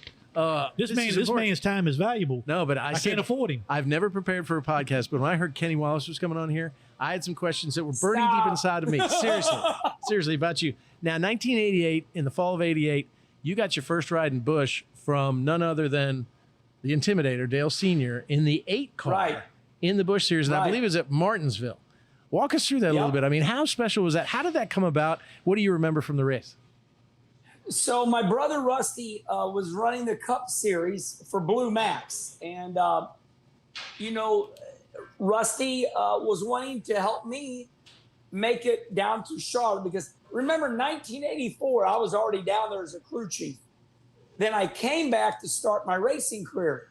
1986, 87, 88, I was running ASA, which at that time was, the biggest short track series in America. The American Speed Association that created Mark Martin, Alan Quickie, Rusty Wallace, those great racers. So I had won the Rookie of the Year and had 3 good series here. But Rusty said, Herman, I want to pay you back. He says, there's a team down here, Don Miller out of Winston-Salem. It was Shamrock Racing there. But anyway, fast forward. Cox Treated Lumber wanted to put something together with Rusty, but me as the driver. So Rusty decided to build a Busch Grand National team and have me as the driver. Well, NASCAR would not allow me to just show up at Daytona. You simply can't even do that to this day. They have to see you race. So I had to build this portfolio, and I'd already run my ASA car at Michigan, Winchester, Milwaukee. Rusty got together with Dale Sr. And Rusty told Sr., he said, hey, Herman needs to drive your car at Martinsville so NASCAR can see that Kenny can drive. That's the only reason we did that. And it was just crazy. It was unbelievable. It was a dream come true. I showed up, we tested. I think I finished 12th. NASCAR liked what they saw, and they approved me so I could come race with Hermie the next year. And they said, okay, we like what we saw. Now we want you to go to Daytona in January and test. And then we'll decide if we let you run at the Daytona race. And testing went good. And I showed up and sat on the pole. There you go. Yep. Yeah, I got to. So it was, yep, that was it. So Kenny's talking about the process about being approved to race. I probably shouldn't say this, but I'm going to. My first year going to Daytona, I had gone to test preseason testing at early. But I went to 1993 was the first time I went to Daytona. Back in those days, as you remember, Kenny, we had to get our physical done at the racetrack in the infield care center. Whereas now you can go to your personal doctor or whatever the case may be. I went down there, Kenny, and then you had to do a physical. Then they give you a vision test right there at the racetrack at Daytona while you're there to get your certification. I was in there the same time as Robert Presley, and he got a 0 on his vision part of his test. And I don't know whether he didn't have his glasses or didn't put them on. And I'm thinking, they're going to let this guy on the racetrack and he can't see between here to the wall there. But that's the only thing I could think about was Robert Presley, and I still laugh about it to this day, the fact that he absolutely was blind as a bat. And what more races than I did. What did you rank, though? I mean, looking at those big old glasses right there, I mean, those look like... well, the good news is it doesn't matter anymore. Okay. Were you... I mean, you look good sitting there, Bill. That was 30 years ago, Bill. I mean, you could kill 30 years ago. Hey, look, you got out in the sunlight right there on the sidewalk, you could kill an ant if you just put his glasses Start a over top fire. of them. Some bitches. I mean, look, those things are thick. All right, what's your other question? All right, I have a couple. All right, so that in 1990, after you raced for Dale Sr., of course, now NASCAR likes what they see. Your first Cup competition was at none other than North Wilkesboro track, where you did real well, and then I think a late crash put you in the back, kind of, and there was a controversial finish. You remember that race? Yep, I remember it like yesterday. It was a Cup race, and I was running really good. What it was is Rusty. We had a guy named Randy Hope. Randy Hope, I think of Columbia, South Carolina. He was an insurance guy, and we put that Cup car together, and I was running damn good. And late in the race, Davey Allison run out of brakes going into one. I mean, just knocked the hell out of me, spun me out, wrecked me, and that was the caution. It wasn't me wrecking; it was Davey. And he said it afterwards. He run out of brakes, and hell, we weren't even down into the corner yet. And but I was running good. I was on the lead lap. Things were going good. So but that car was interesting. Randy Hope. He paid for that Cup car. Now, yeah. Well, I guess they were cheaper back then, but not. Hey, aren't you impressed with the senator's knowledge of Kenny Wallace and his background? Yeah, I really am, because I almost forgot about that race. If you become my friend, I'll Thank take you down to Senator. my basement and show you the Kenny Wallace shrine I got, with the candles and everything. He's kind of sitting in front of one. I wanted to know what the name of his restaurant was, because it kind of looked like Hermie's Yeah. here. I mean, this is the Hermie Sadler Shrine restaurant, and then Kenny's got his own little thing Yeah, going I on see in the back, that. doesn't he? Yeah. So, all right. So because I followed your career and I followed you all the way through, so North Wilkesboro. North Wilkesboro is opening back up, and in August we're going to have a couple 50-lap Smart Series Players races. Sadler Stanley, or is it Stanley Sadler Racing? Sadler Stanley Racing. When I'm by myself, it's Sadler Stanley. And when you're by yourself, it's Stanley Sadler. All right, SS Racing. We've got a car. I mean, we got Jonathan running the 22 on both of those races. Is that right, Hermie? I've asked Hermie to run in North Wilkesboro. He has said that he is. I've agreed to do one more time, Senator. I have to listen to my wife, unlike you. Personally. I'm doing Motor Mile in the Smart Series, and I'm going to do Martinsville in the Wheeling.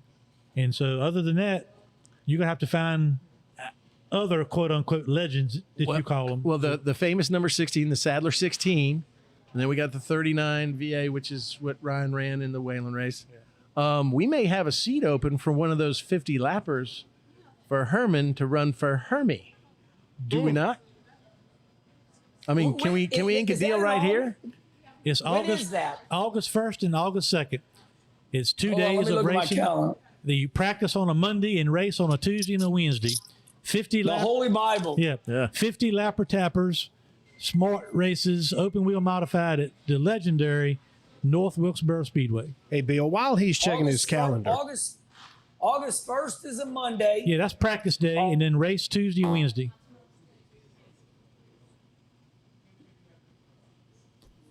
See, Everybody keeps calling me. Sorry, we're good. Yeah. I'm leaving for Sturgis with Rusty on Thursday, August 4th. That's possible. All right, we're gonna pencil him in right now. Okay, it's 2 days. It's two seats, one car, 2 seats, right? Right. Okay. I mean, wouldn't you? Or how about this? I mean, at least consider when the Smart Series picks back up, running at least one of our cars in one of the Smart Series events.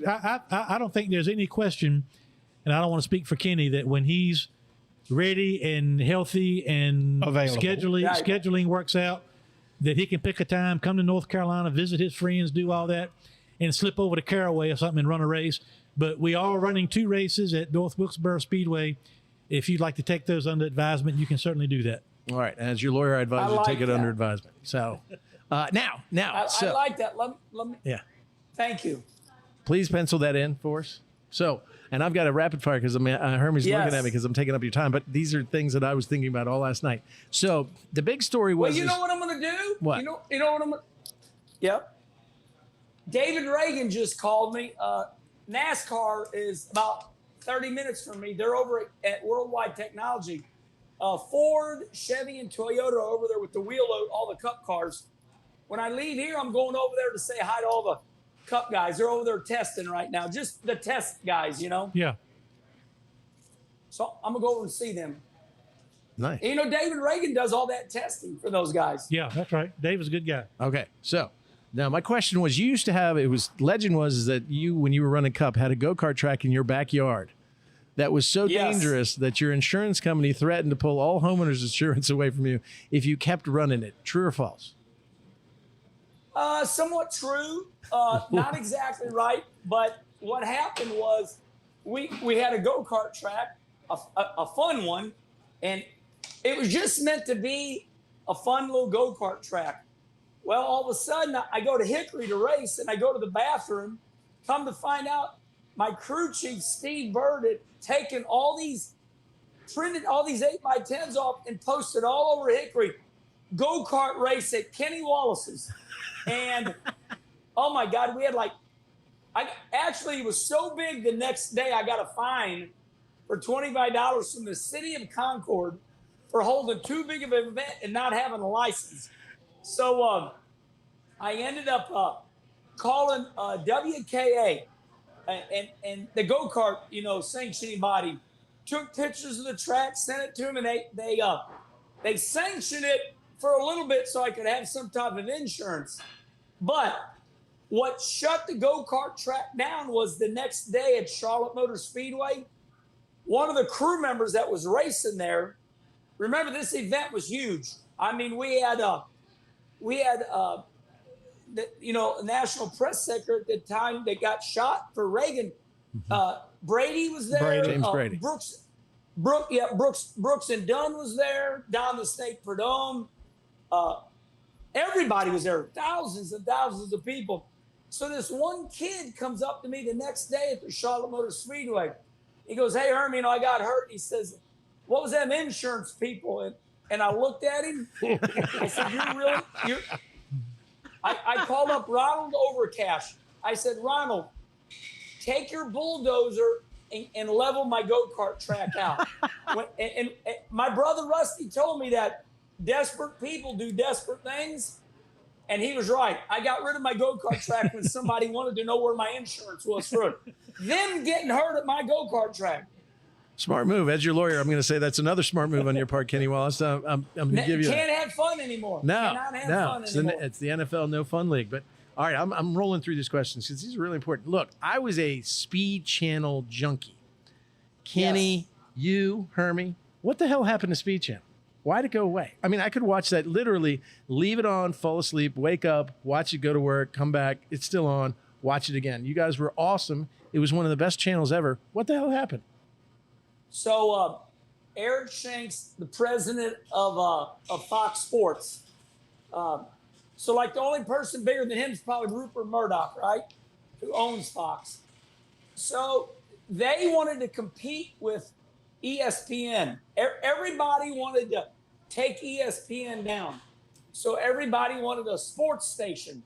And they got rid of Speed. They buried it on purpose to create FS1. They did that so they could try to get a little piece of the ESPN action. And when they did it, Eric Shanks looked me right in the eye. And I don't mind saying this because Jacob Ullman and everybody knows it's true.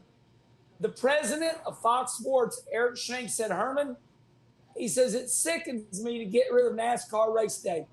But I believe by the time they paid for everything, I think their show was like $800,000 to do because the racetracks were mean back then. They were charging just for that spot. That's when everybody was, getting stupid, right? So let's say Charlotte Motor Speedway was charging Speed $60,000 for that area. And it cost a lot of money to put that show on. So they just got rid of Speed to start FS1. And that isn't, now that you've brought it up, that is another piece of the pie that inevitably buried NASCAR. And that is per everybody in NASCAR. Yeah, because they've all said that. Yeah, because FS1 is not racing all the time, or not about cars all the time. I mean, you get English soccer, which for me is like about watching paint dry. But so let me ask you this real quick: what was your favorite paint scheme on your car? Mine was the Dirt Devil. When you ran the Dirt Devil, I think it was 91, 92, 93. Which one did you like? Because you also brought back Furniture Row, or started Furniture Row in NASCAR, and we're running that car too near the back end of your career, correct? My favorite, I have three favorite paint jobs up. One was the Aerosmith car. Actually, it's right here. He's pointing back to a picture behind him. Right there. Oh, there you go. Hold on. Oh, he's a Cardinals fan. That's awesome. Right. Go Redbirds. Right there. That's the Aerosmith car. Great. That's Steven Tyler. That's us at a concert. But I like the Aerosmith car. I loved my Busch Grand National car, which was the Cardinals car, and the Red Dog car was a lot of fun.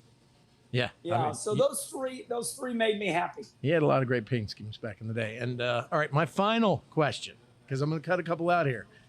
How much are you loving it right now, running dirt modifieds, kicking ass? I think he's at the top of the points in this series.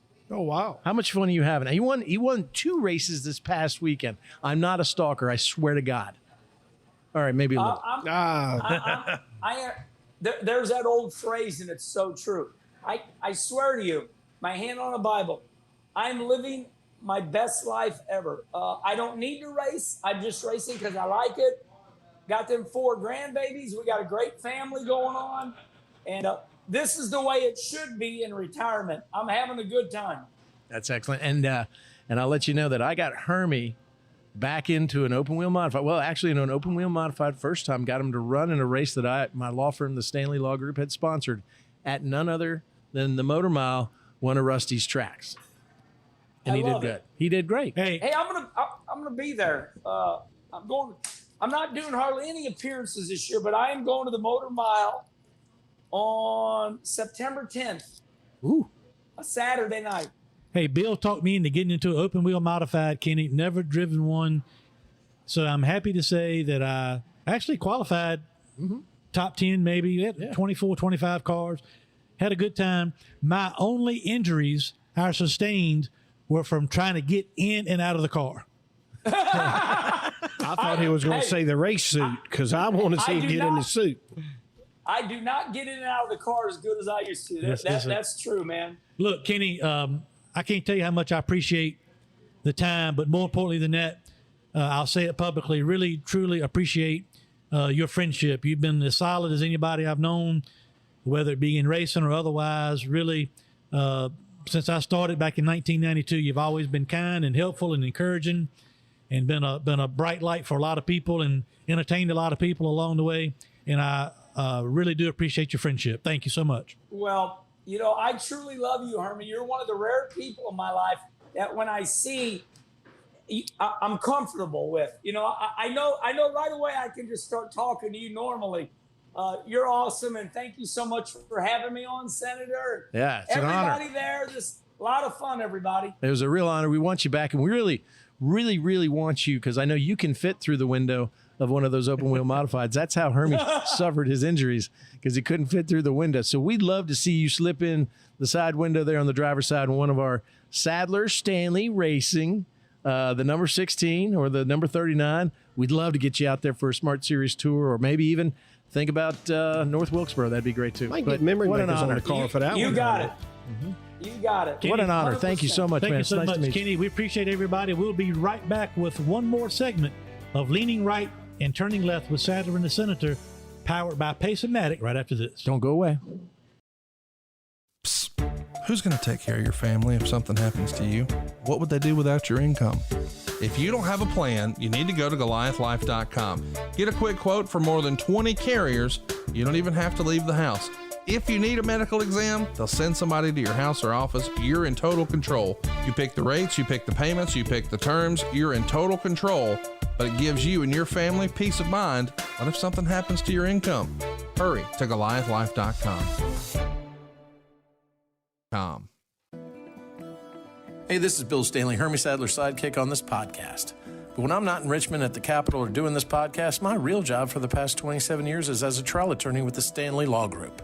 Here at the Stanley Law Group, we represent our clients in every courthouse in the Commonwealth. No problem is too small for us to solve. No case is too big for us to win. Whether it's criminal charges, traffic offenses, civil disputes, litigation matters of any sort, we handle it all. We make sure we treat every client like family because they are to us. Your problem is our problem. Your success is our success because we hate to lose more than we love to win. And believe me, we win a lot. Don't believe me? Go ask Hermie. I'm his favorite lawyer. Give us a call at 540-721-6028 and let us help you. Or visit our website at www.vastanleylawgroup.com. At the Stanley Law Group, we'll make sure that we are the lawyers that you swear by and not at. And we're back. What an interview that was with Kenny Wallace. I'm Virginia State Senator Bill Stanley, and I'm having one of the greatest days ever here at Faux Show, and I'm leaning right. And I'm Hermie Sadler, and I'm turning left. Yeah, Kenny is a great guy, been a great friend for a long time, and good racer, even probably better than that on TV.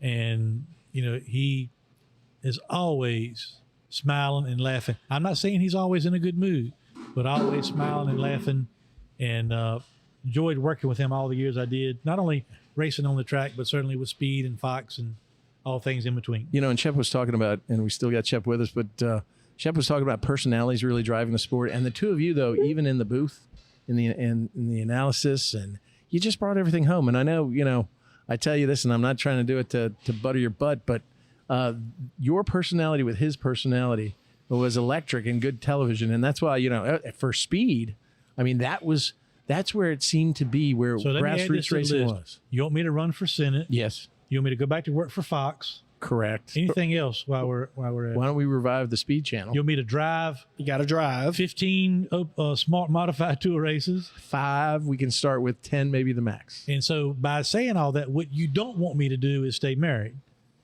Well, I didn't know marriage was a part of this. Didn't he mention wrestling shows back Wrestling? not too far ago at the racetrack? Absolutely We've right. done that I think before. maybe we get to. That'll be your wheelhouse. Oh, yeah. Hermie, did you You have? bring I still have my license, Security actually. man back to go. Now, when you were wrestling, did you have a nickname like the Herminator or Hermilicious? Most like at home now. I answer to most anything. Oh, okay, so 'cause Hermilicious. there are pictures of you in the ring, and they are Yeah. pretty fierce. But Most of the shows that I did, Shep was there. I don't know if the first pay-per-view I did was in Birmingham, Alabama, and then I did one Tennessee. at the Nashville. at Nashville at the Civic Auditorium with Ron Killings see, that's badass. You That is wrestled badass. Ron Killings right here in Emporia at the high school. at yeah. the high school. Yeah. That's a YouTube. You know, I mean, he was everywhere. He's still everywhere. He's on PRN like what, every third. Yeah, I'll Thursday? alternate with Kyle Petty and Jeff Hammond to be the co-host of PRN Fast Talk on Mondays. And now, not only that, he's gotten me hooked. Every Wednesday morning, my alarm goes off at 6:45. Wow. So at 7 o'clock, I can turn on The my Maverick phone. Talk Show. 102.3. Artie. Are you streaming that? I listen they right stream? down to the meat call that they make right at the end. Oh, wow. And Huggy Bear. Huggy Bear. Yeah. How's Huggy Bear doing? Is he getting some hugs? He loves that nickname too. You got to give him a T-shirt that just says, Huggy please Bear. hug me. So, as always, we're off subject. It's my fault. It's my fault. We came back to You not only haven't been close here and the we show, still do this crap. but we have sponsored elements in our show: the leaning right moment and the turning left moment. Unfortunately, the turning left moment. No. I have you a sponsor. I have Do you? received. I want to see the check. It's in the form of cash and it's on the way. So I locked it in. Jesus. So is he writing locked it it in. back? Is he writing the? No, is I he trust the signing guy. it front I or trust the signing it guy. I back? trust it's a three episode trial run. Oh, All right. We've mentioned it before, but we are pulling the trigger. There is a coalition, and so the turning left moment will be sponsored by the coalition to draft Hermie Sadler for state senate in the Senate 17th district, sponsored by none other than Lee Talley and his son Harry. And I will make the intro of that. And so maybe we'll start with your turning left moment before my leaning right moment. That is brought to you by the coalition to draft Hermie Sadler for Senate. Is this Lee that Talley, moment? Harry Talley, great Americans, love their country, love Virginia, and they know what's best for Virginia. And quite frankly, they think that we need a fighter here in Southside Virginia in the new 17th Senate District. And they think that fighter has two names, Hermie and Sadler. I'm going to have to move. They want to make sure that Virginia is a safer place, a better place, a greater place. And the only way is by having a strong voice in the state Senate to fight the liberal agenda of the Northern Virginia elites alongside one of the greatest senators to ever be a senator in Virginia, Bill Stanley. And I'm going to have to move to his district if it's all this is true. Man, I think we've got momentum. We got Mo. I think they're going to set up probably a Facebook page. This turning left moment is brought to you by the coalition to draft Hermie Sadler for the 17th Senate District in Virginia. Thank you, Lee Talley. Thank you, Harry Talley. Great listeners. Harry's great. Loves the show. Listens to it every week. And thank you for coming on board for this trial run. 3 episodes. I'll show you the money later. Hermie. I am honored to be here for this turning left moment. I had no idea. All right, the turning left moment. He's a winner now. He is a The winner. turning left moment. Obviously, the Cup Series raced at Kansas this past weekend. Great race. I love that racetrack, by the way. The winner of that race was Kurt Busch. Even better. The bigger story to all that is, while it was the second race win for 23-11 Racing, first with Kurt Busch for the team, they had the Jordan brand on the car, Jordan brand paint scheme, and won that race with car number 45 on it, which not only has significance because Michael Jordan, that's the number he wore when he made his return From baseball. back to, that was his number in baseball too. Yes. Yep. But his number back with the Bulls when he came back, it also was the number that was in competition with Adam Petty, the late great son of Kyle Petty. That's right. And if you remember a couple of years ago when Denny Hamlin and Michael Jordan were putting this team together, they actually, I'm not saying they had to, but they chose to call and meet with and get permission from Kyle Petty to carry the number 45, which had not been really in competition since the death of Adam Petty. Well, Kyle drove the 45 one time, did he did. not? Yeah, Yes. and he was wearing the 45 hat. That's Is it what I mellow remember. yellow? No, that was Sprint. That's Sprint. Yeah. back in the day. Yeah. But Tragic loss yeah, for Adam. was great for that family. But so Kurt Busch gets a win, qualifies for the playoffs, wins in the 45, the Jordan brand car for that race team, and big weekend for them. How does so when the Busch brothers came in, you know, you didn't like either one of them. Kyle seems to maintain that villain type status, but Kurt over the years, I mean, he's been with what, 5 different teams. Now he's won with 5 different All teams. 4 different manufacturers he's won in. As 4. well. Oh, Dodge. Yeah. So he's Chevy, Toyota, Dodge, Ford. and Ford. Wow.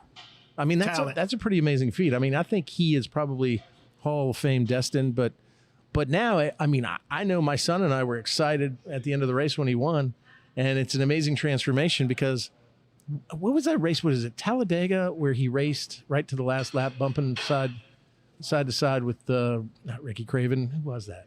Oh, that was Darlington. Darlington. Okay, that was it. And then he came and shook the guy's hand. And who was he? Who won that? Ricky race? Craven. Ricky Craven. Okay. And then yeah, and then and then after that he became kind of a villain, and the Busch brothers became a villain. Yeah. But I was thrilled that he won that race and did it in the way that he did. I mean, that's great. I told this story on PRN, but I'll tell it again for the podcast about Kurt Busch. So all the years I was racing and doing TV, I was always friends with Kurt, but not personal. We didn't run in the same circles per se. But there was a time when we had been to Fontana racing and I was doing TV. The next weekend was Phoenix. But in the middle of those two races, in between Fontana and Phoenix, Jimmy Johnson had his charity golf event out in San Diego. Uh-oh. So I was out playing in Jimmy's golf tournament in San Diego. And what my plan was, I think this tournament was like on Tuesday. So I was going to play in Jimmy's tournament on Tuesday, maybe stay in San Diego to Thursday, and then fly to Phoenix on Friday for my TV duties that weekend. Mm-hmm. Well, for some reason, I got paired in a foursome with Kurt Busch at Jimmy Johnson's golf tournament. So we get done playing golf, and like I said, we're friends, but never hung out, I guess you could say. Acquaintances. Kurt says, well, what are you going to do? I said, well, I'm going back to the hotel. I'm staying here till Friday, and then flying on to Phoenix. He said, won't you come on and go with me? I said, where are you going? He said, I'm going to Vegas for 3 days. Then I'm going to fly back to Phoenix. Oh, is this the Vegas story? Is this when everybody left at the dinner table? So He has so many Vegas stories. So I call Angie and I say, change the plan. I'm not staying in San Diego for a couple of days. I'm flying with Kurt Busch to Vegas and then flying to Phoenix with him. Bet that went well. She immediately he didn't say hung up those the phone exact on me. words. She hung up on you? She hung up on me. Oh, shocker. So I go get all my stuff together, load up. Did you try to call her back? Yeah. Did you try to call her back? Get on the plane, and we fly to Vegas. Well, the first night we were there at Vegas, Kurt and I, all of a sudden, we're buddies. We got a villa at the Bellagio, and we're having a party, and Carrot Top is there. 50 Cent is there. Was it Mr. Belvedere or the guy from Saved by the Bell? No, that's a different. Oh, okay. Different. So anyway, I stay up with Kurt and I have a ball for 3 days in Vegas. Never went to bed. We get up Friday morning and we fly to Phoenix. I'm doing the first Cup practice show that Friday morning, and Kurt at that time was driving the Furniture Road number 78. So we fly. I didn't have a car because I was going to meet Elliot at the track later. I ride with Kurt, fly with him to Phoenix, get in his rental car, drive to the track. So I get off at the TV compound, get ready to do work. He's going into practice. My luggage is still in Kurt's car. First lap on the track in practice, Kurt hits the wall. First lap. So but Kurt wasn't assigned to my area in the garage. He was whoever, maybe Matt Yoakum or whoever it was doing the other side of the garage. So Kurt, I think he hit the wall, but not so that he drove in. And the producer says, okay, it may not have been Matt Yoakum. So they said, okay, somebody go get Kurt. Let's see what happened. They want to go interview him. So a few minutes later, the interviewer comes back in the callback and says, Kurt blew me off. He will not talk. He's pissed. He's not going to talk. So then my producer hits me up and says, didn't you fly here with Kurt today? And I said, yeah.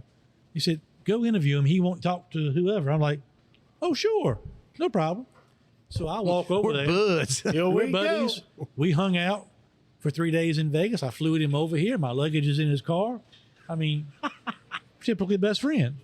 I walk over, and then before I can even get there, he's like, why in the blankety blank would you come blankety blank talk? What did blankety blank you think I'm going to talk about? Da, da, da, da, da. I just crashed.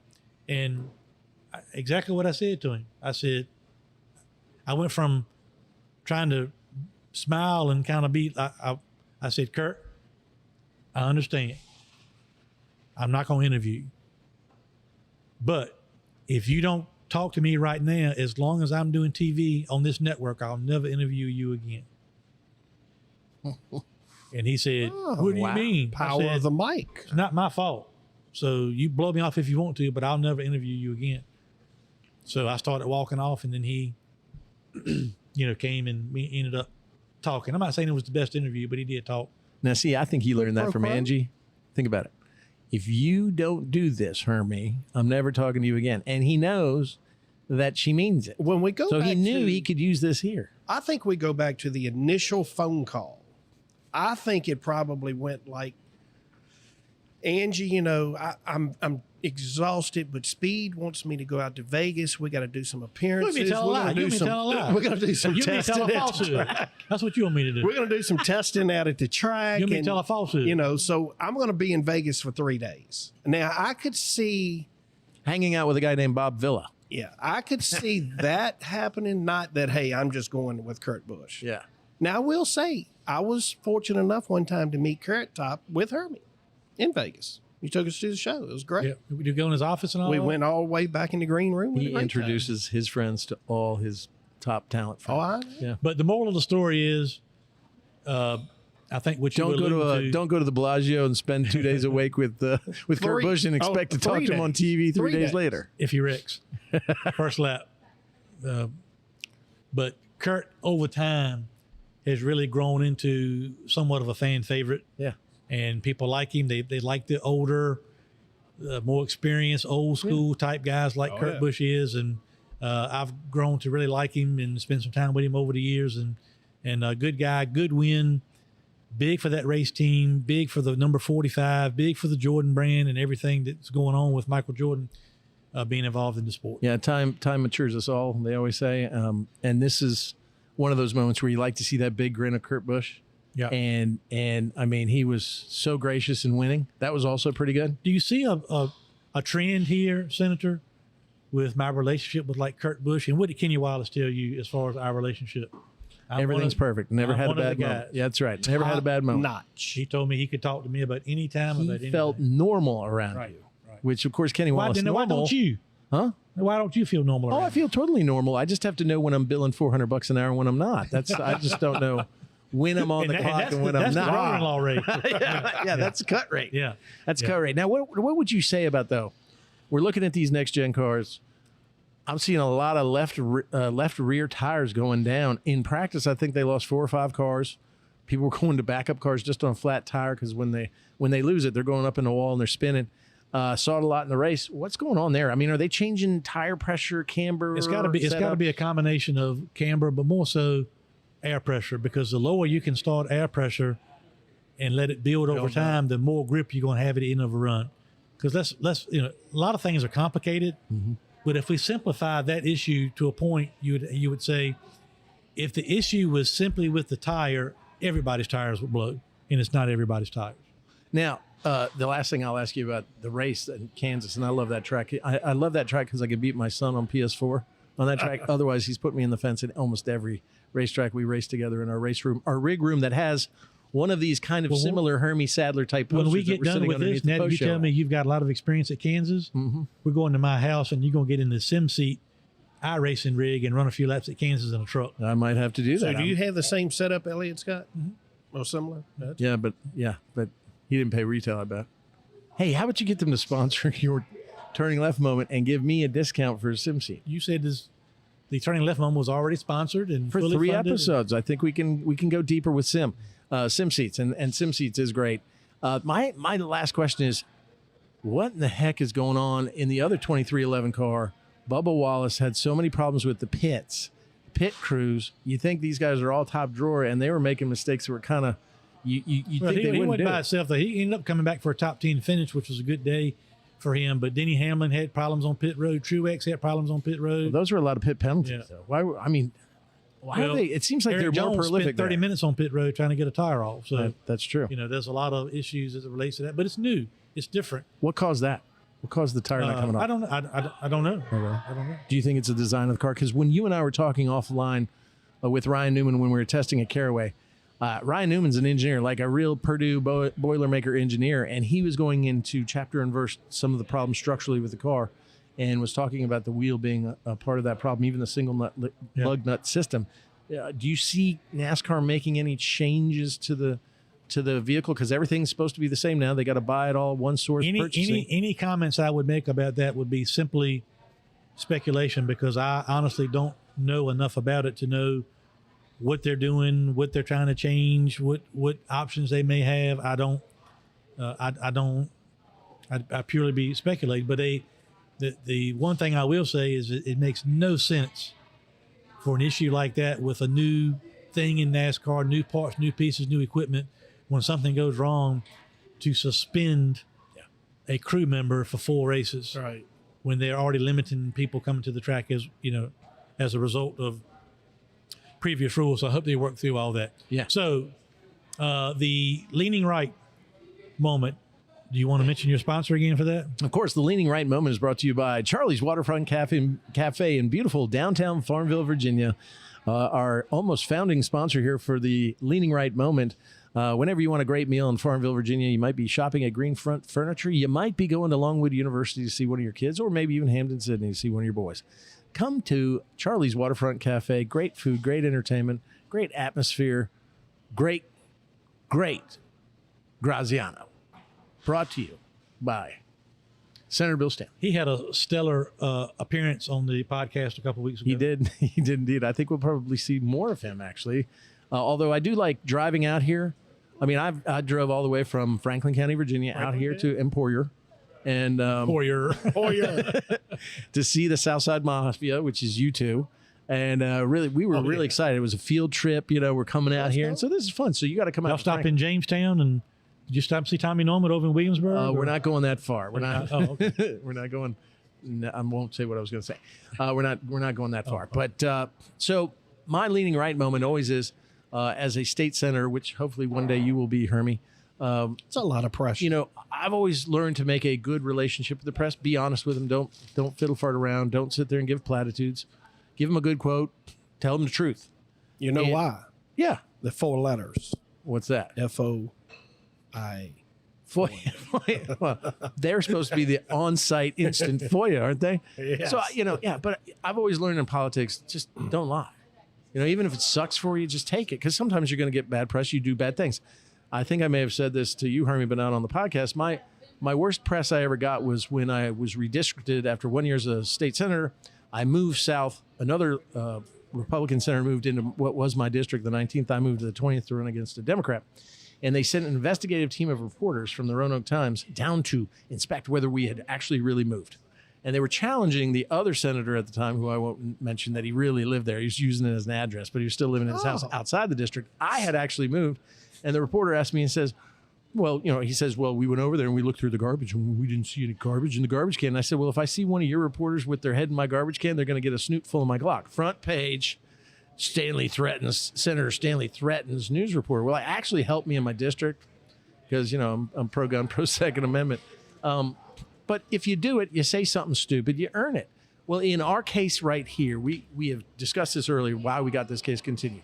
Because we want to try the case once, not twice. In a letter to the judge, I said, these are all the scenarios. One was, we could get called back on the day of trial, which would cause me to have to continue the case under what's called Virginia Code Rule 30-5, which doesn't compel us to have to be in court. They have to continue a court case if you're a lawyer or a party and you're in the state legislature for obvious reasons. But I didn't invoke that. Well, right there, one of the news sources thought, well, that's too boring an answer. And I gave him a half-hour, 45-minute interview, and the headline was, Virginia Senator involved in skill game suit invokes special session to delay hearing. Nice. As if I used my position and power in the office to get a continuance and also to continue this matter on where the skill games would go on, which was the furthest thing from the truth. And it really, you get upset because I know you got to sell papers, and this is not a traditional media source, but at the same time, when I tell you something, I'm telling you the truth. Just report the truth, even if it's unvarnished, good or bad. But I felt like we were taken advantage of, because then they went into the article about how Hermie Sadler gave me a donation. I even looked at him. I said, "You gave me money?" I'd forgotten. Well, the whole And that you'd hosted Jason Miari's here at Faux Show, wasn't it? Or the Sadler Travel Plaza for truck me. stop, Jason and Governor Allen came by when they started their RV tour before he was even elected. Like that had something. But after the lawsuit had already started, and he wasn't the Attorney General after he didn't become Attorney General until after we won. That's right. And I remember seeing your post over the weekend, maybe, or last week about what he's just talking about. At least report the truth. And the ongoing narrative has been since the beginning of our lawsuit has been it's all about the money. Y'all are only doing this because of money, and that's been a narrative from the media since we started. That was kind of a narrative that the Attorney General's office initially was trying to hint at. That be honest, it's really just about the money. Well, they have no other spin, and there was no way that we could win this case. No way that we could get the skill games turned back on. Just no way.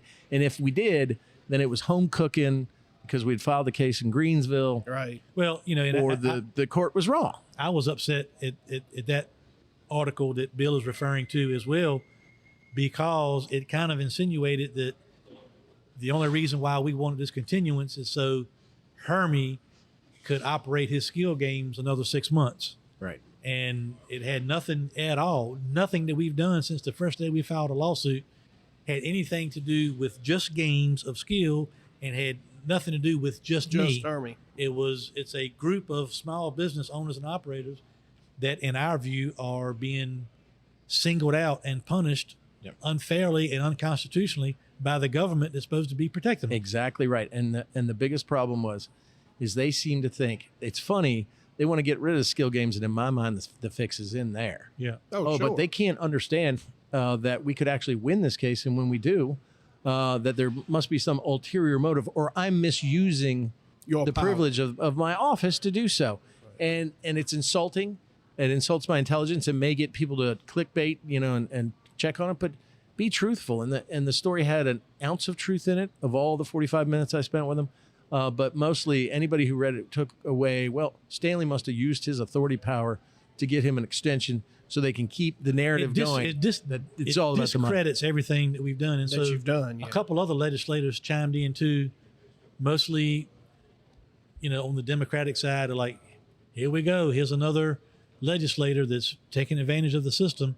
And I responded back to a couple of them and said, look, I understand your viewpoint and your slant, but is anybody going to mention the fact that there is a positive here? And that positive is that all of these small businesses across the Commonwealth of Virginia are going to continue to operate these games legally and benefit from the revenue of it legally in the midst of not only trying to recover from a pandemic, but in one of the worst small business atmospheres than anybody could ever imagine. High inflation, high gas prices. Nobody mentioned it. Well, what happened? Why would they? Because it doesn't fit the narrative, Right. and that's the unfair part. And so if that reporter wants to talk to me again, he can send me questions in writing, and I'll write them in writing so that there's no question on what I say to them. And if it's not reported fairly and accurately, then I'll have something to back it up. But otherwise, I have great relationships with reporters, and look, I'm usually the enemy because I'm the conservative, and they don't agree with us. You knew but this was I coming. still treat them fairly. You knew this was coming because when we talked that one night, I guess when that reporter or who wrote that article called, you said, I was told this person was probably going to do a hit piece on me. I'm glad I got to talk to him, but I don't know if I gave him the truth and answered all his questions. But the way it came out, whether it was him or whether some pressure he was getting from somebody or from his side or from maybe casinos or whatever the case may be, he was determined, it seemed like, to put a hit piece out on you regardless of what the truth was. And that's the way it came out. So it's unfortunate. Look, I'll take it when I deserve it. Seriously. Have no problem with that, You especially. got pretty big size shoulders. Well, I can see. And look, I try to be careful, but at the same time, truthful. And at the same time, I'm not going to, if I've done something wrong and they want to call me on it, they should. Now, conversely, then, there is the Cardinal News, which I know you've just been interviewed by one of their reporters, Marcus Schmitz, about skill games. Mm-hmm. But there's a guy there that's named Dwayne Yancey. He's the editor. Cardinal News is a website-based, informative, very straight newsy, but with a Southside Southwest touch to it. And Dwayne was the longtime editor of the Roanoke Times. And I used to trade on the Roanoke Times hating me. I mean, they hated me. They'd endorse everybody who ran against me. I would tell them, please endorse the other person because it helps me in my district. Dwayne Yancey wrote a couple nice things about me in school modernization because I've been pushing for modernizing our schools in the Commonwealth. And I called him up and I said, listen, Dwayne, are you trying to get me a primary? Because the minute the Roanoke Times starts writing something nice, then I'm cooked. They'll primary me. They'll think obviously maybe liberals like me for a little bit. Be that as it may, he's always been a fair editor, calls balls and strikes right down the middle, calls us both out. Well, he put out a little story this last week as well, said it was titled "The Side of Politics More People Should See." And he was there during a meeting of the Booker T. Washington Commission, which is trying to get a statue for Booker T. Washington at our Capitol. And they met. Booker T. Washington Monument is right there down the street from my office. My office is a historic building built in 1798. I gave the commission the use of my conference room, and they all drove down. And one of those, and the commission chairman, one of those people is a Democrat from Hampton named Mamie Locke. And as soon as Mamie and I and Yancey showed up, and as soon as Mamie, I didn't really think he was there. I wouldn't think he was there, but as soon as I saw Mamie, we walked over immediately, hugged each other because we hadn't seen each other in a while. We have genuine affection for each other. And he wrote about that, isn't that something we should have a little more? A black Democrat from Hampton hugging a white conservative from Southside, Southwest Virginia. And that's really the core of it. Man, we fight like cats and dogs on the floor. We may differ, but it reminds me of when Winsome Sears was on this podcast and said, we can disagree without being disagreeable, because I love Mamie Locke. I mean, I love her, have enormous respect. We don't agree on much of anything at all. But when I saw her, I was real happy to see her because she's like a friend. Everybody's in there. I love Louise. I tend to really respect, even though I don't agree with some of my Democrat friends more than some of my Republican friends. I mean, so, that's the part of politics you don't see. So in 1 week we saw where it turns ugly, where there may be an agenda and a hit piece, and then dang nabbit, they caught us hugging it out and really enjoying it and having genuine affection for one another. So that's kind of the balance of what we've had this week in politics. We've not gone back to the General Assembly yet. We still have that budget out there. The question of whether the language of trying to ban, overregulate, or what have you, skill games is still looming. Wow. And that's how we move forward. But I just thought a really nice article from the Cardinal News and Dwayne Yancey. And unfortunately, just really disappointed in the one before because it wasn't what it said it was. Shep, you got anything to add to this? Well, yes, I would just like to close, what y'all are doing with skill games and what it's doing for small businesses in your segment of business. It's very similar to what other types of businesses have had to do, from delivery to DoorDash to Facebook Lives to, if they weren't in e-commerce, they've had to get in e-commerce. If they weren't on social media, they've had to get on social media to survive these last couple of years. And then the next couple of years coming up, maybe not quite as promising as what we hope they could be with the economy. So recession's coming, but yes, this is bigger than just skill games. Mm-hmm. And, the legislators need to understand what small businesses are going through. They need to support them. Our local communities have done such a wonderful job of supporting all of our businesses. I know you here at Faux Show. I was here a month ago on Friday night. This place was absolutely packed. So small businesses need the legislator support, and we need the continued support of all of our communities. Yeah, and we can get rid of the illegal ones at the same time. It's pretty easy. It can be done so easy. It's really easy. If we just sit there and do our job in the General Assembly, buckle down and say, we've allowed skill games for eons. We allow the claw games, the ring tosses. We allow the state fair. Let's allow these games because they have a component of First Amendment protection. Let's define for our localities what's an illegal game, and let's move on. Let's get the tax revenue for the localities and for the state. We can do so much with it.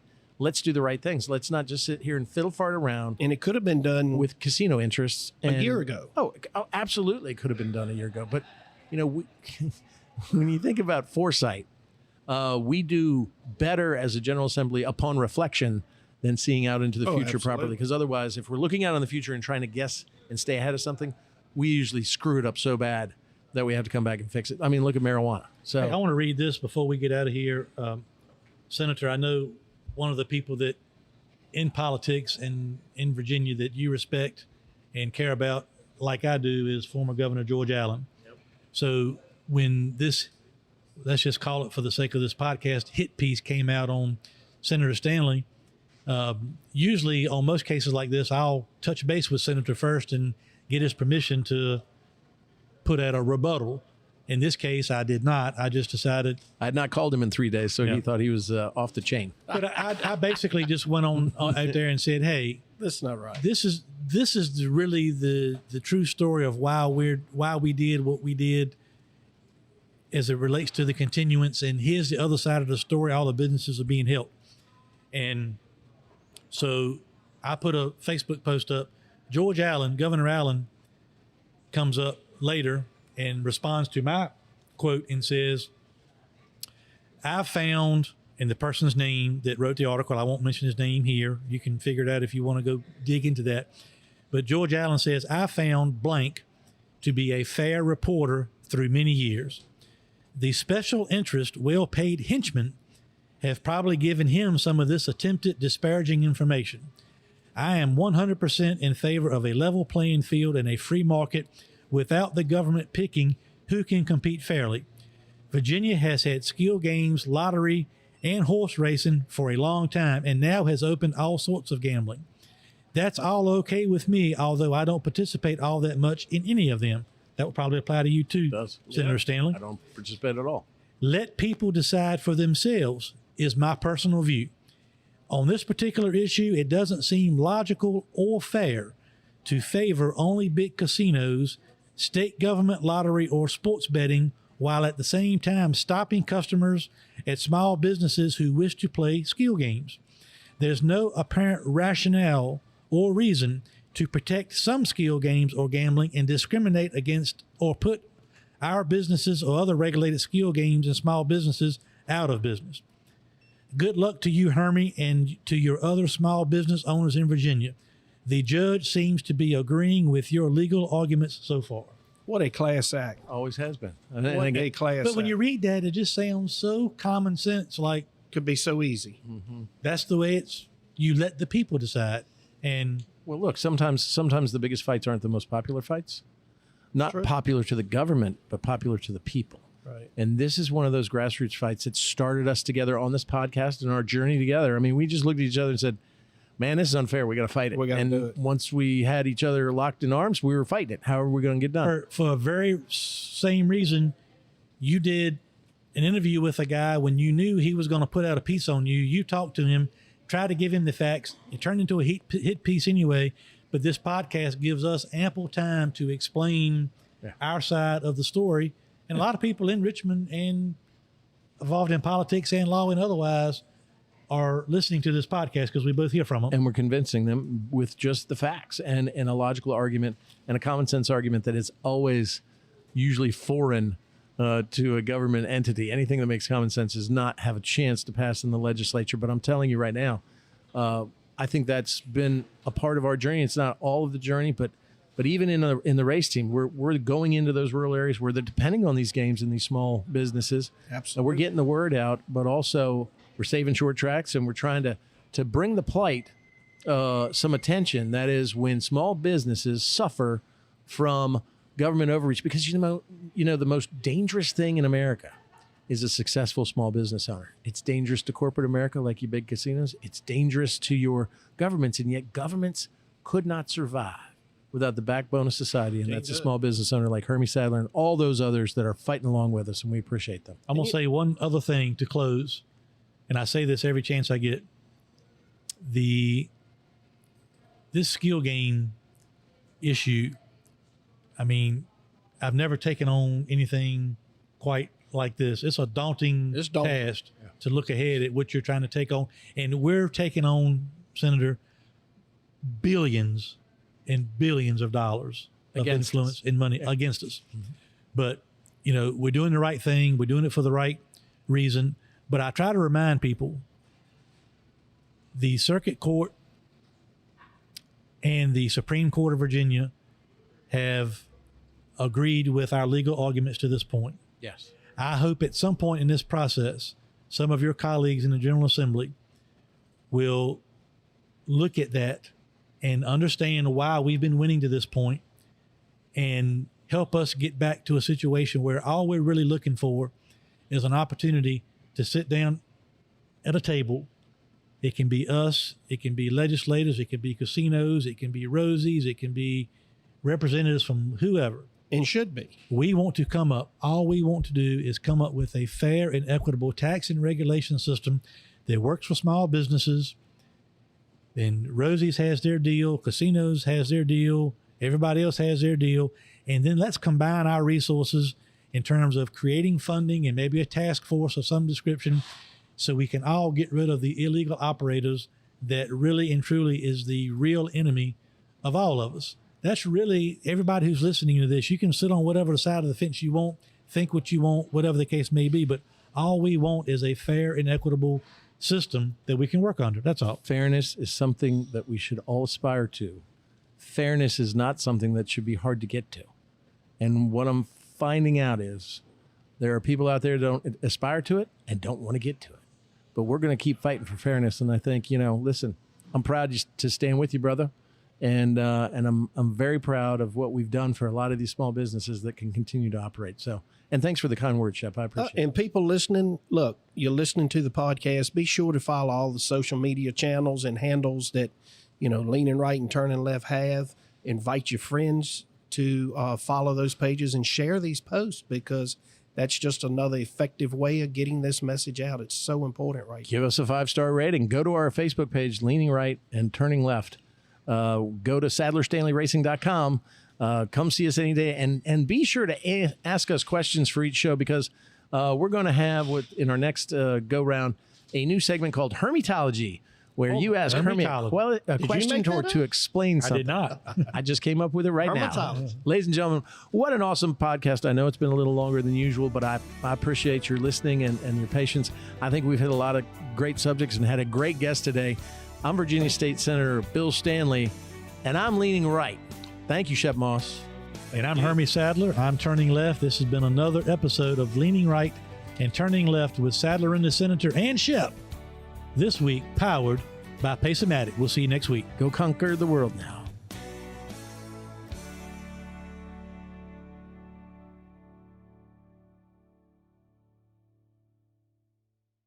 Get the house you want with the payment you want at buywithconrad.com. You don't need perfect credit or money out of your pocket to do this at buywithconrad.com. NMLS number 65084, equal housing lender. The first step to buying a house is buywithconrad.com.